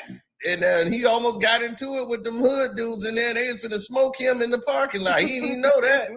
Because Jack got all that mouth. And at the doggone strip club, he running off at the mouth. He was in Atlanta and we were in the strip club. There's some doggone real like dope boys in there. And they got these girls, they got like the majority of the A-list girls is over there with them. You know, and I'm like, all right, we cool here, we're doing what we doing. We small time compared to them. You know, they throwing big wads of singles. Boom, boom, boom, boom, buying, got bottles. Next thing you know, Jack and them show up with these big Beaumont, Texas looking dudes. And they come in there, he talking to the guy, he take him, sit him in the back. Then the girls, they just beeline it over there. Like the A-list, to shot over there. Jack, they was like, oh man, them D-boy like, oh, he just gonna come in here. These NBA it. So they was in there for probably 20 minutes. He talking with them, man, and Jack is like, man, I don't care who don't like it, man. What? They getting mad because man, F them. Oh man, Jack ain't been here 20 minutes and he loud as hell. Man, do we got a problem? We ain't gonna have no problem soon. You know, like I'm about it. And, you know, he talking, way too loud. They was like, all right, dog, you play ball, don't you? Man, I do whatever. I was like, all right. Jack going off for the strippers. Yeah. And then he was like, he told the girl, cash out. Y'all go cash out. Here y'all money right here. He gave like a big wad of money. Now, I will say this. Jack ain't showing out for the strippers. Something is wrong with my Dubla Oblongata. So he really believe that shit he said now. No, I was just speaking on niggas in general. I don't know that man personally. Yeah. I just seen him in action. This guy really believes somebody in his family or his brother was a blood. His brother was a blood. He feels obligated to be street. And his brother, he went to O Block, didn't he? Yeah, he feel obligated to the street shit. I ain't gonna lie to you. Yeah, man. It was a sad thing to see, man. This dude he didn't realize that when he got loud with them dudes, like 3 of them dudes broke off and went outside. They talked to dude and they went outside through the back. He was supposed to haul ass right then and there. As soon as they went outside, he was supposed to be jumping. Yeah, 3 guys from his crew left. And they was right in the parking lot. They was waiting on Jack because he told her, yeah, here your money. Go cash out. He told the girl. He should have told them girls where he was at and hauled ass. Yeah, he was like, go ahead and pay off the tab, whatever it is for the night. Just go pay him out. And the girls, he's like, you get your other girl. Yeah, y'all coming with me. And he had 2 other big dudes with him, and they was like, yeah, what? Like these little dudes, like what they gonna do, man? We'll smash these dudes. I'm like, you about to get these other dudes you with and a whole bunch of shit. And I told Jack, I said, Jack, chill, man. I was like, And I'm like, Jack, calm down, man. He's like, man, I don't give a fuck about them little broke ass niggas, man. They think that's some money they got. And I got way more money. I got millions, nigga. I was like, oh, Jack. What you think they want? Yeah. And so them dude wasn't even talking to him. He was like, all right, all right. Yeah. And just Jack doing all this mouthing. I told him he was mad at the girl, like, all the money I spent up in here, like my money don't mean nothing. And I was like, dog, I told him, I say, dude, don't worry about them. Yeah, like all you gotta do is thin her ass out. They only in town for about a day. You ain't gotta worry about that. They here for a day, but she still gotta work here. Y'all gonna still come in here. All you do is get the money to these other girls, thin her ass out, thin them two out. Then they gonna get some act right. He was, yeah, you right, man, yeah. That's what I'm gonna do. I'm gonna thin their ass out. Yeah, I'm gonna star them hoes. I'm like, so, once I got him chilled, he was like, yeah, man, where y'all at? Y'all come over here with us, man. Yeah, bring they table. My boy coming over there. I was like, yeah, bring our stuff, man. We over here at the big boy table now. He's like, yeah, man. That's a player move right there. Yeah, so he texted his boy and they told his boy, like, y'all come back in. Like, forget it. Don't even worry about it. Like, let them go. So they came back in and they looked like they was. I bet Jack came back in yelling before they did. Yeah, no, he came in there right. They was gonna smoke them as soon as they got to the car in the parking lot. They were finna, them three dudes who snuck off from the crew and went outside. They was waiting on Jack to come out there. They was finna light their ass up. So he called them like, nah, man, like, come on back in. Like, it's called off. Just come on back in. So they came back in looking like killers. You know how somebody got the look of the killers? They was like it's not going down. What? It's going in here. What we doing it at? It's like, damn. Dude was like, nah, like we good, man. We gonna thin them hoes out. Yeah. He loved that idea. So I was like, I saved your life, Jack. Steven Jackson, I saved your life that night. God put me in that position at that time to save your damn life. Because your ass was too dumb and too blind to see what was about to happen to you. You didn't even notice the three dudes that creeped up out of there.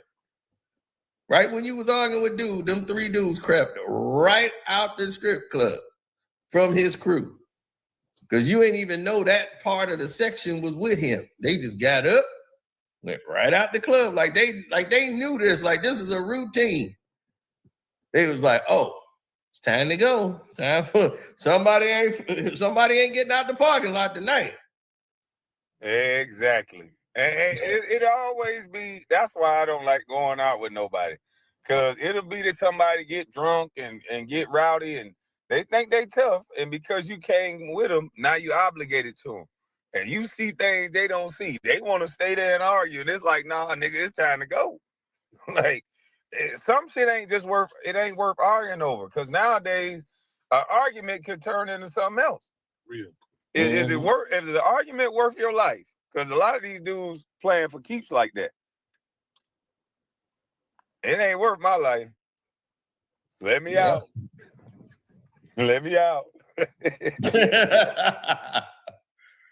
I mean, that's the best way to do it, man. Sometimes the best way to do it is not be there. Your best move is, best defense is not be there. And that's been my key to my survival, is not being there. I remember that's right. I don't go with certain people. Like if I know you a hothead, you a dummy, I'm not going nowhere with you. If I know you gonna stay back and stay cool, and if you have no choice, you about that action, then me and you can roll. Cause it ain't no point. If it ain't that serious, if we can still get up out of here, then let's get up out of here. What's stopping us from leaving? Right. I don't even like the ego. You got to deal with people in certain settings. That's why you can't take certain people everywhere.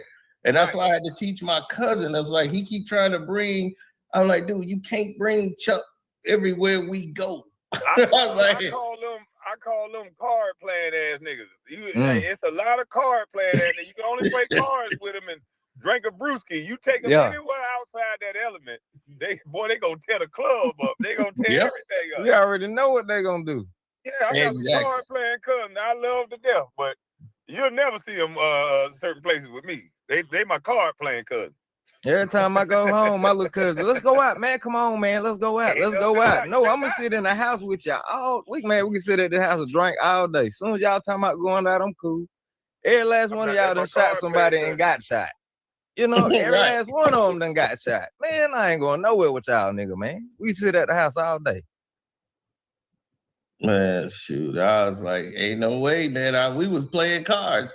I'm like, and this is the first time my homeboy, who's not even like that, but I didn't know he get like that when he gets past his limit of liquor drinking. He just have no filter. And I'm like, whoa, dude, do you know what? I got one of them too. Yeah, and I'm like, I ain't know he got. I'm like, dude, all the stuff he thinking in his head be rolling out his mouth. I'm like, he was this motherfucker here, man. We losing Nah, so, you know, I got one, boy. I got one. He's a borderline genius when he's sober. He's a prolific thinker, man. The man come up with some of the greatest ideas ever, and it's natural. Soon as that boy get that drink into him, he turned into a whole different person. He's unrecognizable. Quando Rondo. That nigga unrecognizable. As soon as he get that drink in him, that nigga get crazy. But Man, when he's sober, though, they're like this. That. Hey, I got a homeboy like that. He about 5'5". Boy, when he's sober, he the nicest guy in the world. You can't tell him he ain't John Bone Jones when he start. Boy, just give him 3 beers. That's all he needs. He John Bone Jones. And he always pick the fight with the biggest, the large. I'm like, man, what the fuck? And then, hey, me and my homeboy, nigga, what the hell is wrong with you? Oh, and they yeah, turn my the whole dub thing on. is, but I think that get me is the fact that I'm like, dude, you about to start some shit that I gotta get involved in. And I'm like, dude, I ain't come out here, I ain't dressed for this shit, man. I'm like, man, in the club, I'm like, I ain't wearing no tatted shit up type of outfit. What the hell are you doing?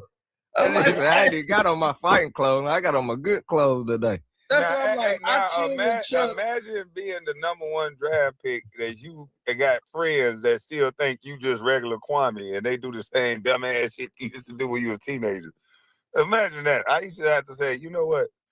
I don't remember you no more, and you no more, because you don't understand this shit. You can't be doing all that. Nah, you gotta let them know, bro. It's okay. We ain't gotta do that no more, bro. We ain't gotta do that no more, bro.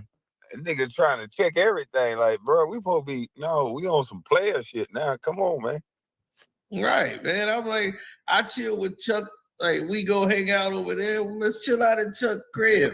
That's what it's all good. I'm like, dude, taking Chuck outside and going over to places with Chuck.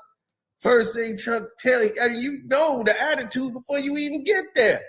He was like, man, hey, man, we going over here to so-and-so house. Okay, that's cool, man. I hope so-and-so ain't there. He show up there. I'm going to light this motherfucker up. I was like, God damn, dog, you always talking about this. He already got it on his mind. Right, exactly. Hey, oh, yeah, I'm cool with them. Yeah, we could go. But so-and-so them going to be there? I don't know. Well, I hope he don't come there. As soon as I see him there, I'm going to light that motherfucker up. I'm like... I'm like, boy, this Chuck of food. He great to hang out with, but live wire, boy. In high school, his nickname was Psycho. I was like, anybody nickname was Psycho in high school. Man, I always thought the same way when I was young. I couldn't wait to get older so I could be grown enough to be like, no, bro. I'm old enough to choose who I can be around now, and it's okay. Y'all be all right, boy. Y'all got kids and some more stuff, ain't it? Like, you know what I'm saying, boy? Come on now. Yeah, I couldn't wait to get old enough to pick my friend. My bad. I ain't mean to cut about. You said the nickname was what? So his nickname was Psycho in high school. Oh, hell no. Yeah, I man. don't even want to know how you earned that nickname by high school. Oh, man. He whacked this dude in the back of the head with a gun. And I'll never forget that. In high school? Oh, yeah. I think at this time he had graduated. He went back to get into some high school shit. So the thing is, our school got jumped by our rival school. They came up to our school And, you know, it's always a rivalry football game, and it normally break out into a fight, and they just call the game. So we played them at their school. That happened, and we kind of kicked their ass, the football team. Beat them up. So the fans got into it, our fans, so we kind of whooped their ass. So they got revenge. Just blindsided us, like right at the end of school. Like they had drove up there. Like I guess they just said, skip school. We finna come up there and just kick everybody's ass leaving the school. So they came up to our school. I was already gone. I had took off. So they came up there and whooped up everybody at the school. Cause they when they was hear the headlines now. I can hear the headline now. Cino ran, left his homeboys. Hey, I'm gonna tell you why. Cause soon as the bell rang, I was like, I'm the hell up out of here. And I didn't know what was going on. I saw cars pulling up. I'm like, they're thinking they had to pick people up. I took off. Like I was just going on my way to the crib. So I was one of the people that got out, and everybody who was hanging around at the school, by the time they got there, it was probably about 10 cars. Look at the headline now, boy. That's definitely gonna be the headline now. Cino haul ass as soon as the bell rang. Nobody knew what was going on. Like I said, it was a sneak attack. Nobody knew. They pulled up on I was going to the crib anyway when the bell rung. So I was like, I'm going back to the crib. I'm getting up out of here, man. I ain't hanging out. And that just happened to be the day I didn't hang out. Bell rung. I took off to the crib. I'm like, all right, I'm out. I wasn't hanging out. I just went straight to the crib. And as soon as I come back, I didn't make it home. Everybody's like, it's going on. Police there, fire trucks. A teacher got knocked out. Everything. What they say the next day at school, you know? Man, the next day at school, they started roasting the football players because they weren't there. They went to go play a game somewhere. So none of the football players was there. And they were getting bashed, like in the lunchrooms, everything. Y'all supposed to be the ones to stand up for the school. And also they was getting it bad the next day. So retaliation had to go down. So now we all are here for the retaliation. So I'm sitting there at the school. Everybody's there. It's a whole school of us. It was like, we got to get them back. And y'all deep now. We all deep. So now the whole bus depot is up there. So the people who have already graduated heard about this travesty of allowing this. This never would have went down under their watch. And one of them happens to be Chuck. Who's already been graduated. He just don't like hearing about stuff like this. Like, how do y'all let them do that? That's never happened when I went to that school. So now he coming back. Chuck got to stand on business.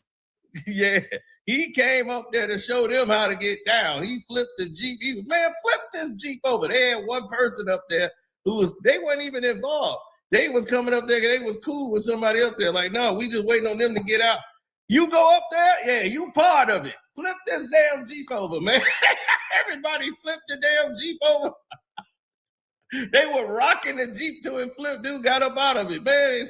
That's my new Jeep. Man, why ain't you had nothing to do with that? Don't care. You in it now. They flipped this damn Jeep over here. They went and got Psycho was like, man, they was like, the dude, they jumped him and took his coat. Back then, everybody had starter jackets. Man, he had a 49er starter jacket. They didn't snatch dude's jacket. They was like, yeah, man, but he get off. The bus depot is right there on 95th. The 95th bus depot used to be the finish line. They now expanded it, but it only went to 95th Street at that time. And we right at 95th on the corner. So the Psycho Chuck, come on, we all going up there. So Chuck left and leading the whole school damn near to wait for this bus to show up because that's the connecting bus. They got to come there. The bus go from the school correlers and bring them up there to that bus depot so they can go and get their connecting train or whatever. He's waiting on the bus. And he's like, he got to get off this bus. It ain't know what time your bus, when you get out of school, when you get on that bus, by the time that bus is going to be there to drop you off at that train, everybody know. The whole school is waiting. And Psycho is in charge of everybody there. Hey, Cino, all I want to know is how you the only one knew about the sneak attack. It's supposed to be a sneak. That's all I'm trying Cino to had them a little chick that would go to. Cino had them a little chick at the other school. Hey, that put must them have been on the or faith something. of God. The faith of God came through. He said up here talking about it was a sneak. Hey, look, he said up here talking about it was a sneak attack. I'm like, well, okay, well, how the hell you knew about the sneak attack then? Yeah, he knew to go straight home that day. Right, I went I'm straight talking to about the right crib. when the bell rung. He ain't hang around and talk to no. No, I didn't, and that's straight weird because I normally would wait on my homeboys or whatever, and I was just like, man, but I'm just out that day, but just that day, just a stroke of luck from God, you was up out. Yeah, there was. yeah. Stroke of luck by God, man. I was not there for that. And then as soon as the bus came, the dude was coming, man. Psycho told it's like at least 100 people up there. And he was like, everybody spread out. And everybody like went to the side and cleared the space. And I'm like, if I'd have got off the bus and I saw 100 people from the school, that's my opposite school, in that bus depot, and they all just trying to play normal, and everybody staying quiet while he just walking down the platform. And nobody made a move. As soon as he walked past Psycho, he was getting ready to go to the train. He was not thinking about anything. I look, I see Psycho Chuck come from behind off the wall. He got the gun in his hand. He's running up behind him and whack him in the back of the head. I was like, oh, good Lord. I thought he was gonna shoot him. Boy, Psycho went, hit him in the back of the head. Everybody started stomping him. The dude like, let me get my jacket back first. So the security was up there. There's only one big fat slow guy that's up there for the CTA security, the transit guy. He came in there, he got himself flipped. It was a crazy night, man. What's his name from the football team? They just had to make an example of that one guy from there. I was like, man, that got it. They started the war again.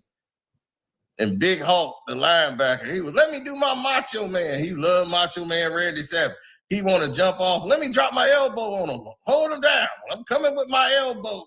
I'm like, he about 260-pound lineman jumping off the platform, trying to drop her elbow like Macho Man. The craziest day probably in school history. Police had to come up there. They sicked them dogs. They let the dogs loose. That's when people got up out of there. And I'm like, whoo. Man, so people went to jail, man. He climbed up the man. He's like, man, them dogs is on my ass. Boy, I had to climb that baseball field. We had a baseball field. He climbed the fence of the baseball field and just sat there. He's like, man, I just sat up there. The police came and arrested me, man. He's like, the Psycho got away. He ran down the wrong way where the cars come up on the ramp. He ran towards the cars, and the dogs was running down there, and they stopped, and they had to go back. Police had to call them back because they didn't want the dogs to get killed. Psycho was running in oncoming traffic on the expressway. And this is the guy we taking out to this barbecue. I was like, hell no. Cars coming 80 miles an hour. He running in the middle of the damn freeway. Yeah, the good old Psycho. Damn, Yeah, that's Chuck. crazy, bro. Right, that was his name in high school. Now he's Chuck. You know what I'm saying? I'm like, no, boy, you deal with Chuck at his crib. You don't deal with him nowhere in an outside setting. And my cousin just didn't realize that. He just like, yo, yeah, it's just me and Chuck and my boy over here. I'm like, man, you brought Chuck over there? You crazy? I was like, what do you think gonna happen when what's his name get full of his liquor? He started talking shit. Chuck gonna think it's real and jump up and something gonna happen. I was like, man, hell no. He's like, oh, I ain't think about that. I forgot. Yeah, he would piss Psycho off. Well, yeah, he would. You might as well want to get him up out of there. Yeah, that's crazy. I'm sitting here thinking about it. I think to this day, my school that I went to and another school 10 minutes away still beefing to this day. Yeah, that's just how it is. I thought that's still at it to this day. You inherited. It was the neighborhood. Bro, they 10 minutes away. The neighborhood right over from us, the block right, the next neighborhood right over. They don't even want us at their store. That they got over there. I'm like, dog, they hate our neighborhood, and I don't even know why. I'm like, dog, I just live here. Well, what the hell? Dude took me over there. I'm like, I never come over here ever to London Towns. Why am I over in London Towns? Dude was over there like, man, it's this bad girl over here. And then I'm like, I bet she is bad, her and her friend. And I knew it was wrong. I was like, something's off. And I knew not to go up to the door. And he was like, man, what are these dudes? I don't know them. The dude going on. She was, no, they can be here. They my friends. And I invited them over. I'm like, this don't look good, man. I told my cousin, we need to get the hell up out of here. ASAP. I'm like, man, let's go. He was like, man, I can't stand these Grove Heights niggas up in here. I was like, oh, here we go. I'm like, well, all right, I ain't know. I was like, hey, I was walking with him. You gotta keep it real now. That's your cousin. Can't say nothing. I got a cousin like that too. Man, I little time we were beefing with Kyle Hamlet, and the neighborhood was called Crown Heights. No, not Crown Heights, Diamond Heights. I'm thinking about New York, nigga. It was called Diamond Heights. So every time we go over there, he had a girl, I had a little chick too. So we go on a little 2-man over there. As soon as we walk down the street, them niggas on the corner shooting dice. He on that same shit loud, man. Oh, you know what I'm saying? Up these niggas, da da da. I'm like, bro, ain't nobody even looking at us. All we gotta do is get to that little spot right there on the corner. Nah, he wanna goddamn holler. He wanna let these niggas know can't nobody fuck with him on the way in the door. And ain't nobody better try us on the way out the door. Yep. I was like, shoot, you got me going back. Shoot, I was like, man, we got to get back to the hood. I was like, we got to get back to That's how I'm thinking. Ain't nobody paying us no attention, bro. This could be so smooth. Yeah, Corey Holcomb, man, he from 5266 on state. We was on 41. We from 4101. We from different buildings. That's what everybody like, y'all know it. I'm like, no, we don't know each other. We from two different, like, he down the street, but he like, I'm on 41st Street. He on 52nd Street. I'm like, we probably never gonna see each other. But we know the same walk of people and stuff. So I was like, nah, I'm like, I don't know what other surrounding buildings he got, but it was like territorial war. I'm like, we got 4037 and 4022. That's like our whole thing. We had our school right there. The school is in our neighborhood. So the other people got to normally go to our school, or they go to a whole nother school because they say it's going to be too crazy to send them down to that school. And I'm like, our 3 buildings surround the school. So I'm like, my school is 5 steps out from the building. No way. We finna have this problem. So every time somebody got crazy in school, they knew like, damn, my building. It wasn't no, let me call moms to pick me up. No, you had to walk. Let's see, we came up way different. We had assignments at 7 and 8 years old. Like we was on the buses and trains at 7 and 8. Can you believe that? Like regular CTA travel by yourself. That's crazy. Yeah, on public. Man, these kids can't even go to the bathroom in their own house by their goddamn self. Right. At 7 and 8, we were by ourselves doing everything. I was like, dude, I'm out all time of day. When the porch light come on, I better be in the house. It's time to go. That's what I was trying to tell you. I was going to the store getting cigarettes and all kind of stuff. I was the little store runner. We had all kind of shit. All right, I'm like, younger siblings, you had to do everything, boy. Yeah, back then when we could buy cigarettes. Yeah, they ain't question nothing. They had to put rules in place for little badass kids like us. All right, how old was y'all when y'all learned how to drive? Shit, I was like 11 or 12. Me too. My goddamn brother got drunk and was like, shit, hood, motherfucker, you drive. Hey, boy, that's the same thing happened to me. That's how I learned how to drive, too. Manual, too. Manual at that. Yeah, man, I had to drive at 10.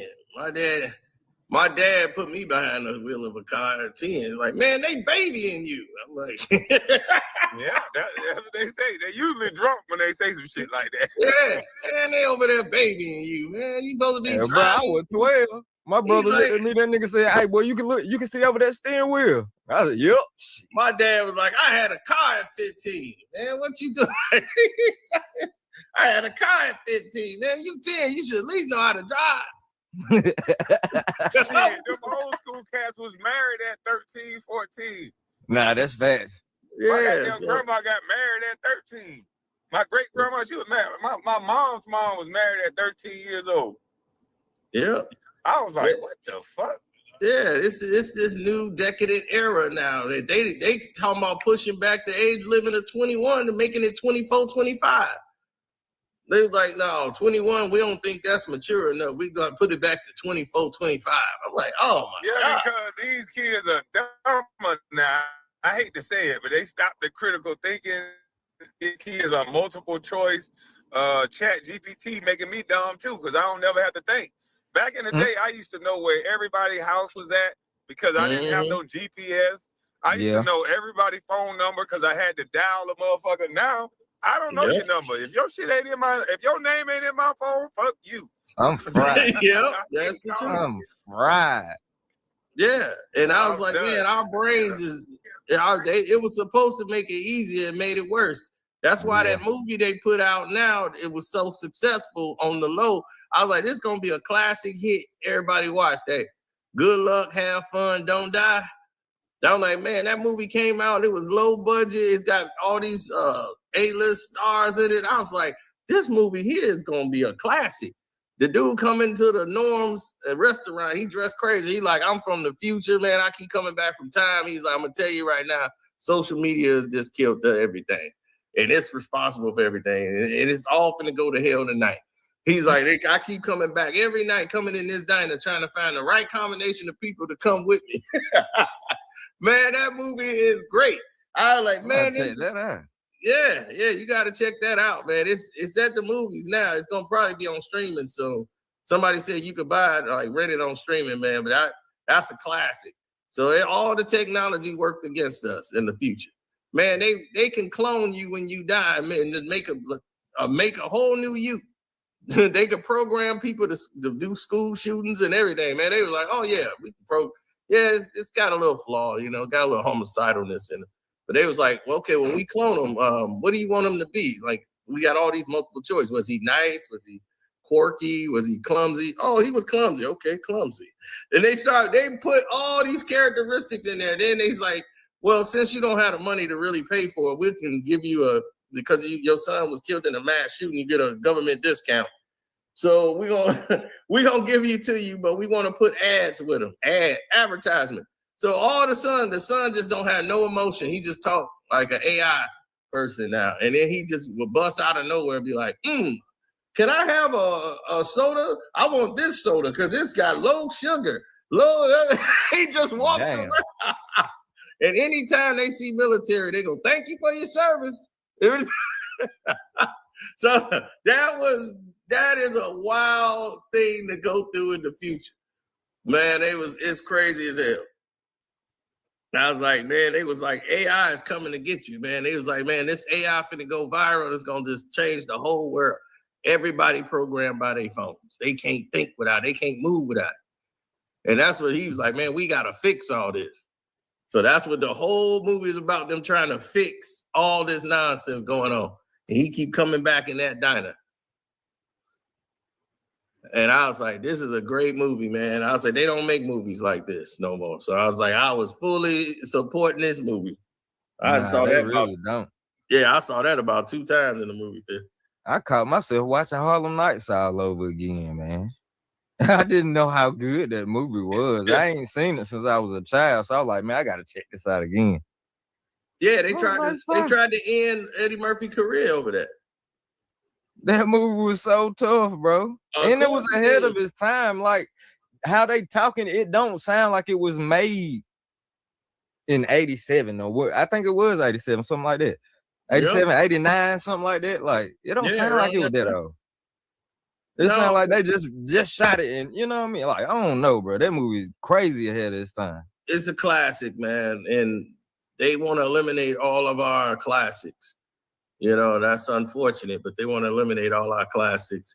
But that was the first movie Eddie Murphy did without really having a white sidekick. See, that's what the studio wanted him to do. All the movies he did, he had Dan Aykroyd, he got Nick Nolte.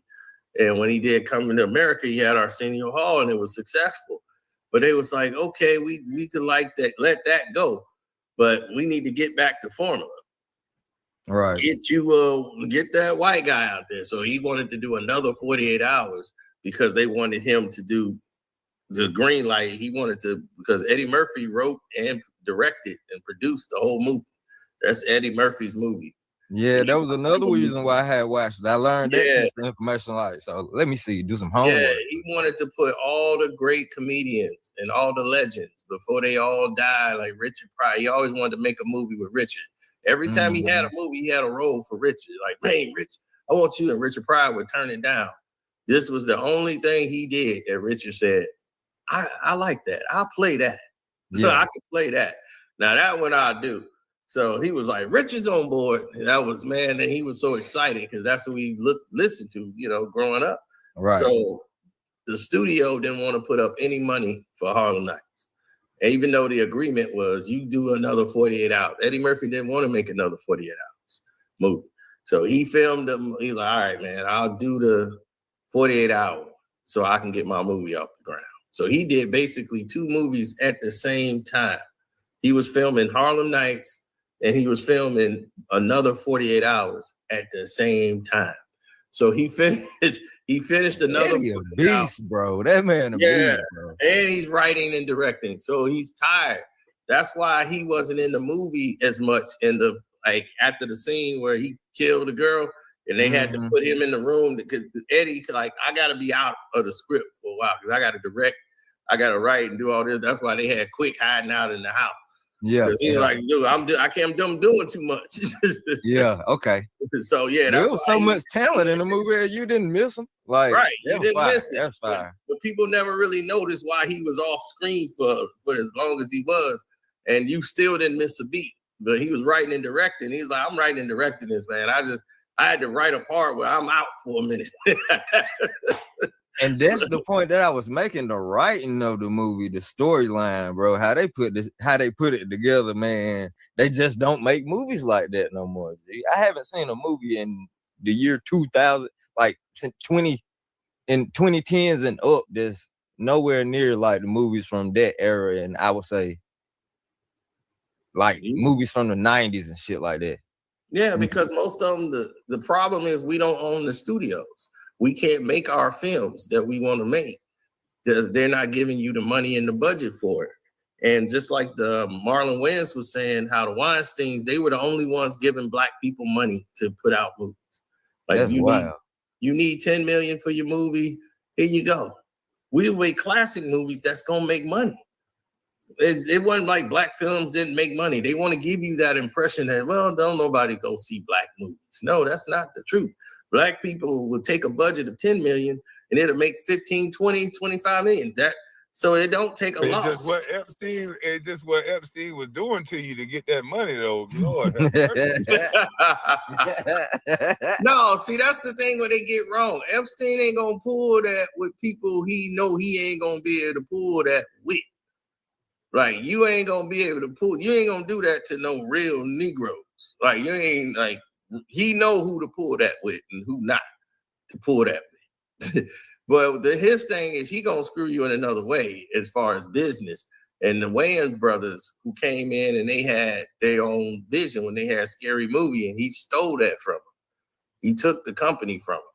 So that's how he did them dirty. And they had a fair deal. They had a bad deal the first time around.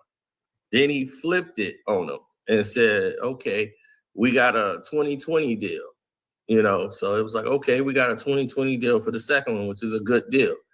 So when Scary Movie 2 came out and it made a lot of money, more than the first, and it wasn't as viewed as great as the first one, but it made a ton of money. People saw Scary Movie 2. So Now, okay, we got all this money in. So now for the third one, it's supposed to be 30-30. He's like, okay, now we do a 30-30 deal because you didn't lock us into a deal. Now we're doing it individually. So, okay, we want 30-30. Our numbers generate telling you that 30-30 is crazy. You know, like it's suffice. Mm-hmm. And they did not want to do it. They offered them the deal they had on the first deal for the third one. That was an insult. It's like, whoa, hold up. We just had a 2020 deal. Back. We made more money than we did on the first movie, and you want us to go back to the first deal? Like, what? They was like, that's confusing. We want 30-30 now. We did 2020, now it's 30-30. And he was like, nah, we're not doing a 30-30. Just, I tell you what we'll do. We'll do this, this, this, and this. So now he's trying to change the conversation to what they telling you what they gonna do. We ain't gonna give you the deal on the first one. Then he's like, okay, you know what we do? We'll give you the same deal we gave you on the second one. So I was like, how do you go to the first one and then come to try to bring them back to the second deal that they had, 2020? He's like, no, we just did 2020. We're not doing that. So they wanted to stall or whatever. He said, you know what? We already got these movies done. So they found another company to do it, to do White Chicks and Little Man. That was supposed to all be under this umbrella they had with this company. They did it individually over here. It's like, all right, well, cool. I'm gonna go do this movie over here then, since we don't have an agreement. They was like, oh, F you. You know, you got all mad. So once Little Man them take off and all these other things that they see they really doing their thing, Weinstein came in and basically they negotiated. They gave them the ideas for the third one and what they wanted to do. And he said, all right, that's cool. We're going to come to negotiate. Then they went and sold the company to somebody else. Scary Movie. They sold it and took it away from the Wayans brothers and gave it to somebody else and gave them all the ideas for the third one. They could have sued and they should have sued, but Weinstein's would have drained them. Like, I'm going to run you through court till you go broke. Then you ain't going to have nothing to fight with. So you're going to have to bow to my will. That's how Weinstein was going to do him. This is why the Wayans brothers didn't sue him. But like he said, it's karma. All that stuff came back to get him. His brother Bob is no angel either. It's like Bob Weinstein is just as worse as Harvey. And he was like, he went and pivoted the Weinstein code. They did the same thing, kicked him out. So it was just the way they did business, man. They practices. That's crazy. All them Oprah homeboys. I was saying yesterday, KB was talking about Oprah. That's her people there. Mm-hmm. It's all them people. It's all about, like Kwame says, the whole title fit. It's all about who we like. Yeah. It's always been about that.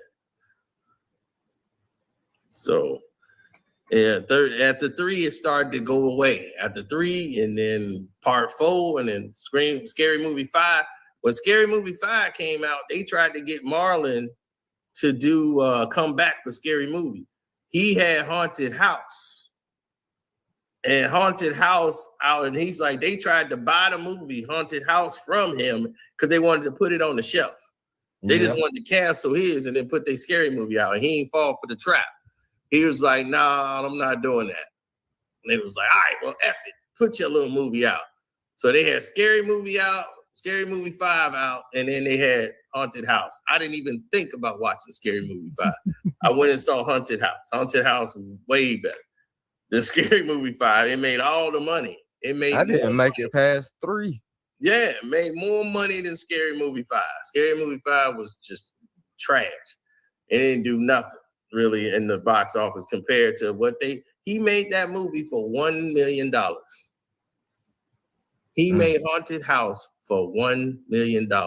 It grossed like $14 million in the first weekend.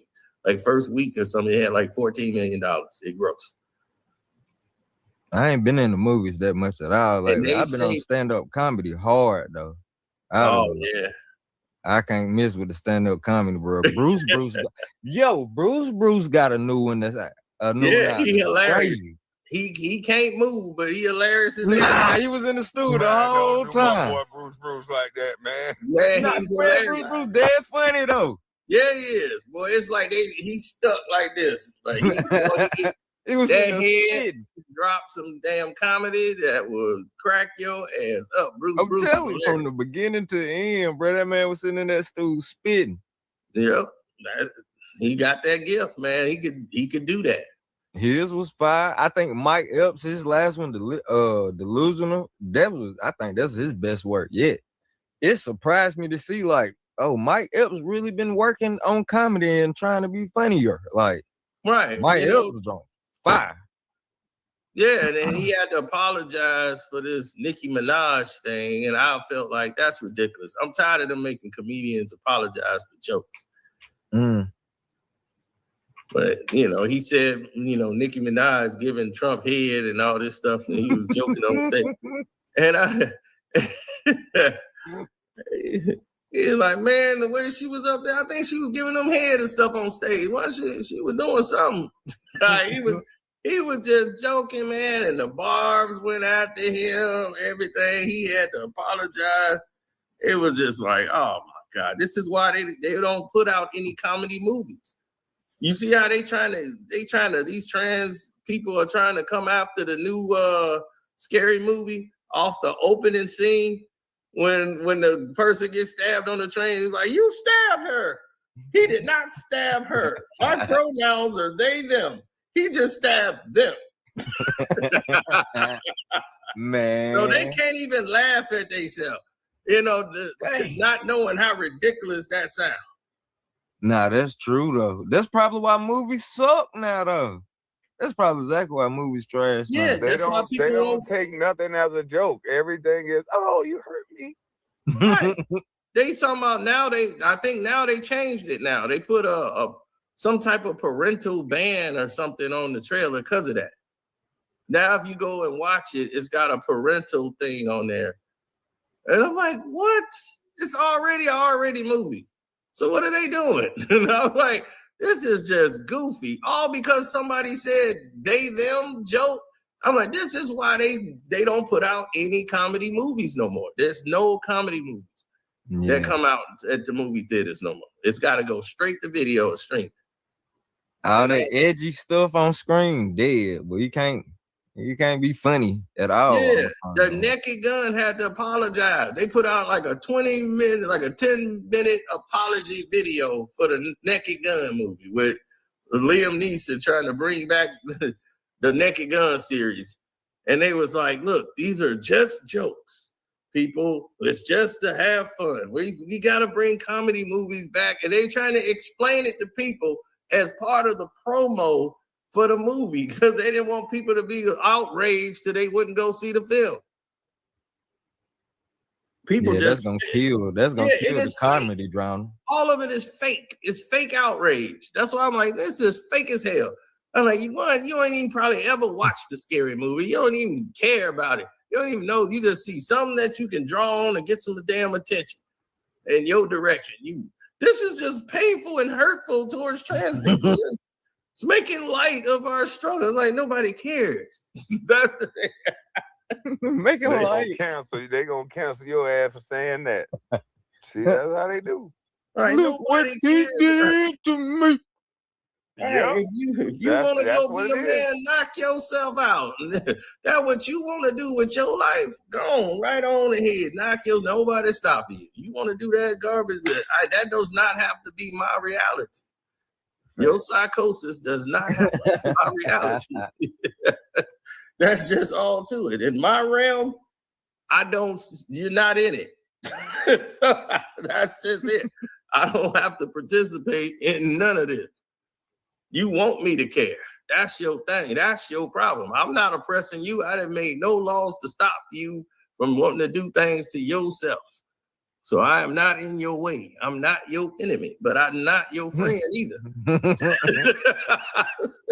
You're not an ally? No.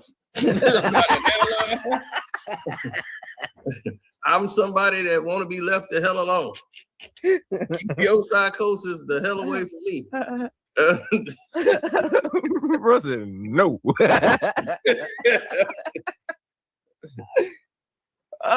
You remember when Debo asked Stanley, you want some too old nigga? No.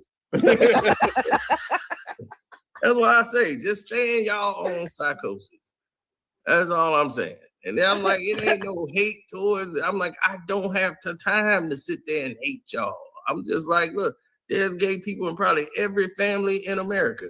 They got some relative, some cousin that's at the picnic gonna come out like, I'm gay. And be like, well, we all know that.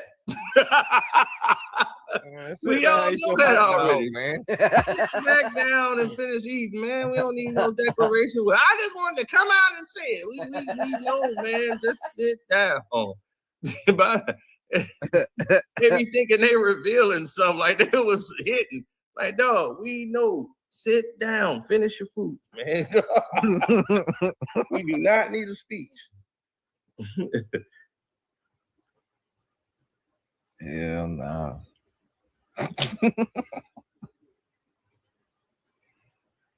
No, I don't have to be the hell out of this. Like this politically correct talk. Tickled me, man. All right, I'm like, dude, it ain't political with me. To me, it's just like, hey, they take something that don't make any sense and act like it don't sound crazy. I'm like, I went to school a little bit. I think me saying I was hanging out with them and it's one person there, I think it's I was hanging out with them right there. And me and them went over there and we saw they. And we saw it. Yeah. No, I was with them. And then we met they over there. They're gonna be, I'm confused. I'll be like, There's a lot of inclusion too. Yeah. Man. I'm like, I don't have to make an announcement that I'm a straight man and throw a parade. I'll be like, I'm straight. I like women. All right, there we go. We gonna have a parade. That's what I just want to let y'all know, fellas. I like girls. I just want to let y'all know before we go any further in the conversation. We gonna have a straight parade, baby. The logo gonna be me like this. Man, everybody, I'm gonna tell you right now what happened. Everybody out there at the straight parade going to jail.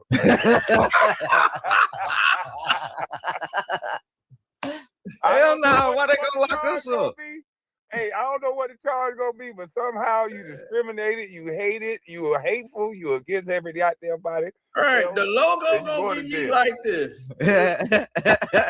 That's how y'all gonna start off. You're gonna start off looking like that, but how you gonna end up is hands behind your back. Yeah. Look at the logo. Use the logo you can get behind, baby.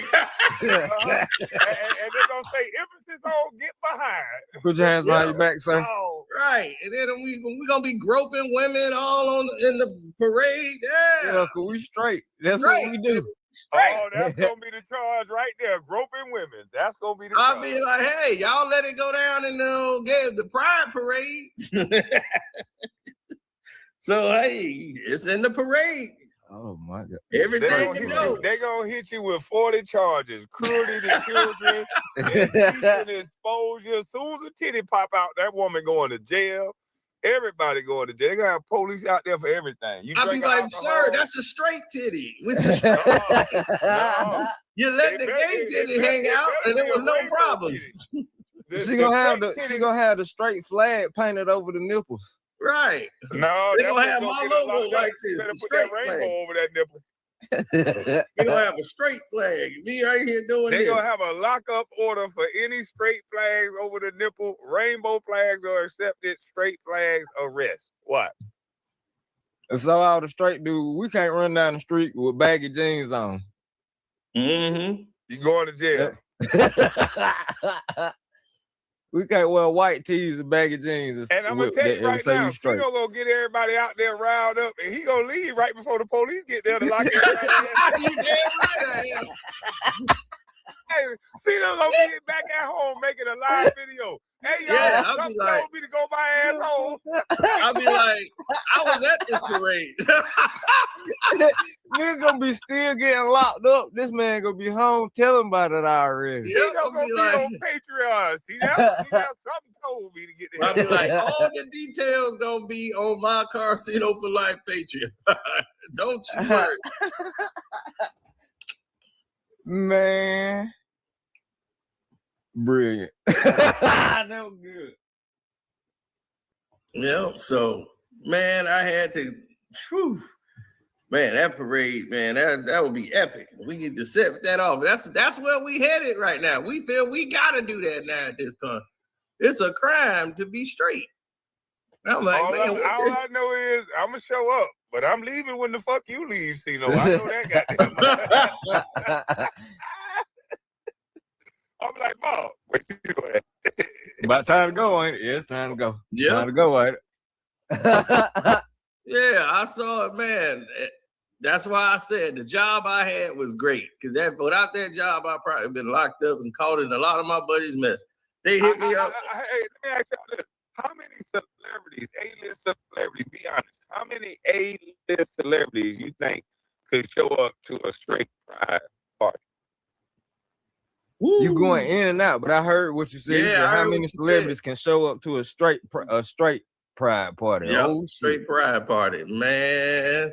No. That ain't gonna be good for them. They gonna send their support on the text. Hey, I support your movement, bro. I understand. Yeah, but we can't be there. I can't be seen That's crazy. That's crazy. I ain't even think about that. How many people that won't be? Dang. Yeah, they can't show up there. They're gonna be like, we sent our support and love, but we can't be there. We can't be seen there. But you have our support. You know I'm with it. They gonna be they can't show up in no straight parade. Dang, boy. Because if you do a straight parade, they be like, this is hateful towards gays. And be how? I wonder which one of them is stand against. The real question is which one of them is stand against it. Yeah. Man, I'll never forget, man. My buddies got into some trouble, man. I was not there because I was at work. As soon as I'm at work, they called me at my lunch break saying, man, the party gonna be at here. I said, all right, bet. So they give me the location. So as soon as I get off work, I'm headed to the party. It's about 1 o'clock in the morning. We going over there to the house party. I see police sirens, lights. Before I can get there, I'm pulling up. I look, I see they got 2 of my boys in the yard like this, on the grass, hands behind their head, on their knees. All right, can y'all hear me now? Okay, now we can hear you. I couldn't hear your answer to that question. You said how many celebrities, A-list celebrities, you think can come to the straight pride party? Yeah, none of their ass can come. Yeah, that's what we were saying. We were like, yeah. They gonna send their support through a text or email, like we appreciate what you're doing, but we can't make it. They better not let nobody in the DNC see that email. They better just got there, just stay quiet all the way. Right. Be quiet or FaceTime them or something, but call them on the phone. Be like, we ain't gonna be able to make that. But then what's gonna be their excuse if they're in an interview and the question comes up, hey, why weren't you at the straight pride support? Were you at the straight pride parade or are you in support? That question They won't get asked to the A-list celebrity. They'll never ask them that. No, because the people that ask them questions are vetted. Like the people are planted there to ask them questions. But you think those people they got talk points. They want to know the talking points before you even ask them a question. They tell you what you can't ask them and what you can. Same thing with LeBron. You think, when LeBron screw up the game and you be like waiting for the press to ask him about it, and you be like, well, damn, they ain't ask him nothing. He started talking about his daughter and everything else. We were like, no, you just went 2 for 19 tonight. Y'all think Bron to be at the straight pride parade? The hell to the no. he might come out and speak against it. Yeah, exactly. He'd be inappropriate. That's right. It's inappropriate. Yeah, as a king, I don't think we even need that. I believe in all inclusive, and I don't think this straight parade includes all. That's me. It's degrading the women. He gonna say it's degrading the women. I bet you gonna say it's degrading the women. Nah, I mean, women is straight too. So I'm like, that's that. Damn. So Brian ain't gonna be at the straight pride party. Damn. Boy, y'all gonna have them Brian fans mad, boy. He gonna spit on y'all. Oh, he on the right side. He need to be on that side. Him, Dwight Howard. Oh Lord, man, that was hey. Hey, Man, KB, Dwight, what's up with did you Dwight, ever man? see my interview with the dude that was allegedly sleeping with Dwight Howard at his house? The dude that was You didn't see that interview, dude? That was the most powerful interview. He came up on the panel. We did an interview, and man, I'm gonna play a clip of it right now. I gotta see that. That's crazy. Oh, yeah, the dude that was Lord have supposedly mercy. sleeping at his house. Thank you guys for tuning in. We had a great time. Hope you've enjoyed the live stream. Don't forget to subscribe to Kwame Brown Bus Life. Thank you, Linda, for the super chat. I appreciate it. Everybody out there, man, don't forget to like, share, and subscribe to the video, the page. The Patreon is Karceno for life. It's already updated. The memberships are updated. We stay on top of it. Holler at y'all later. Peace.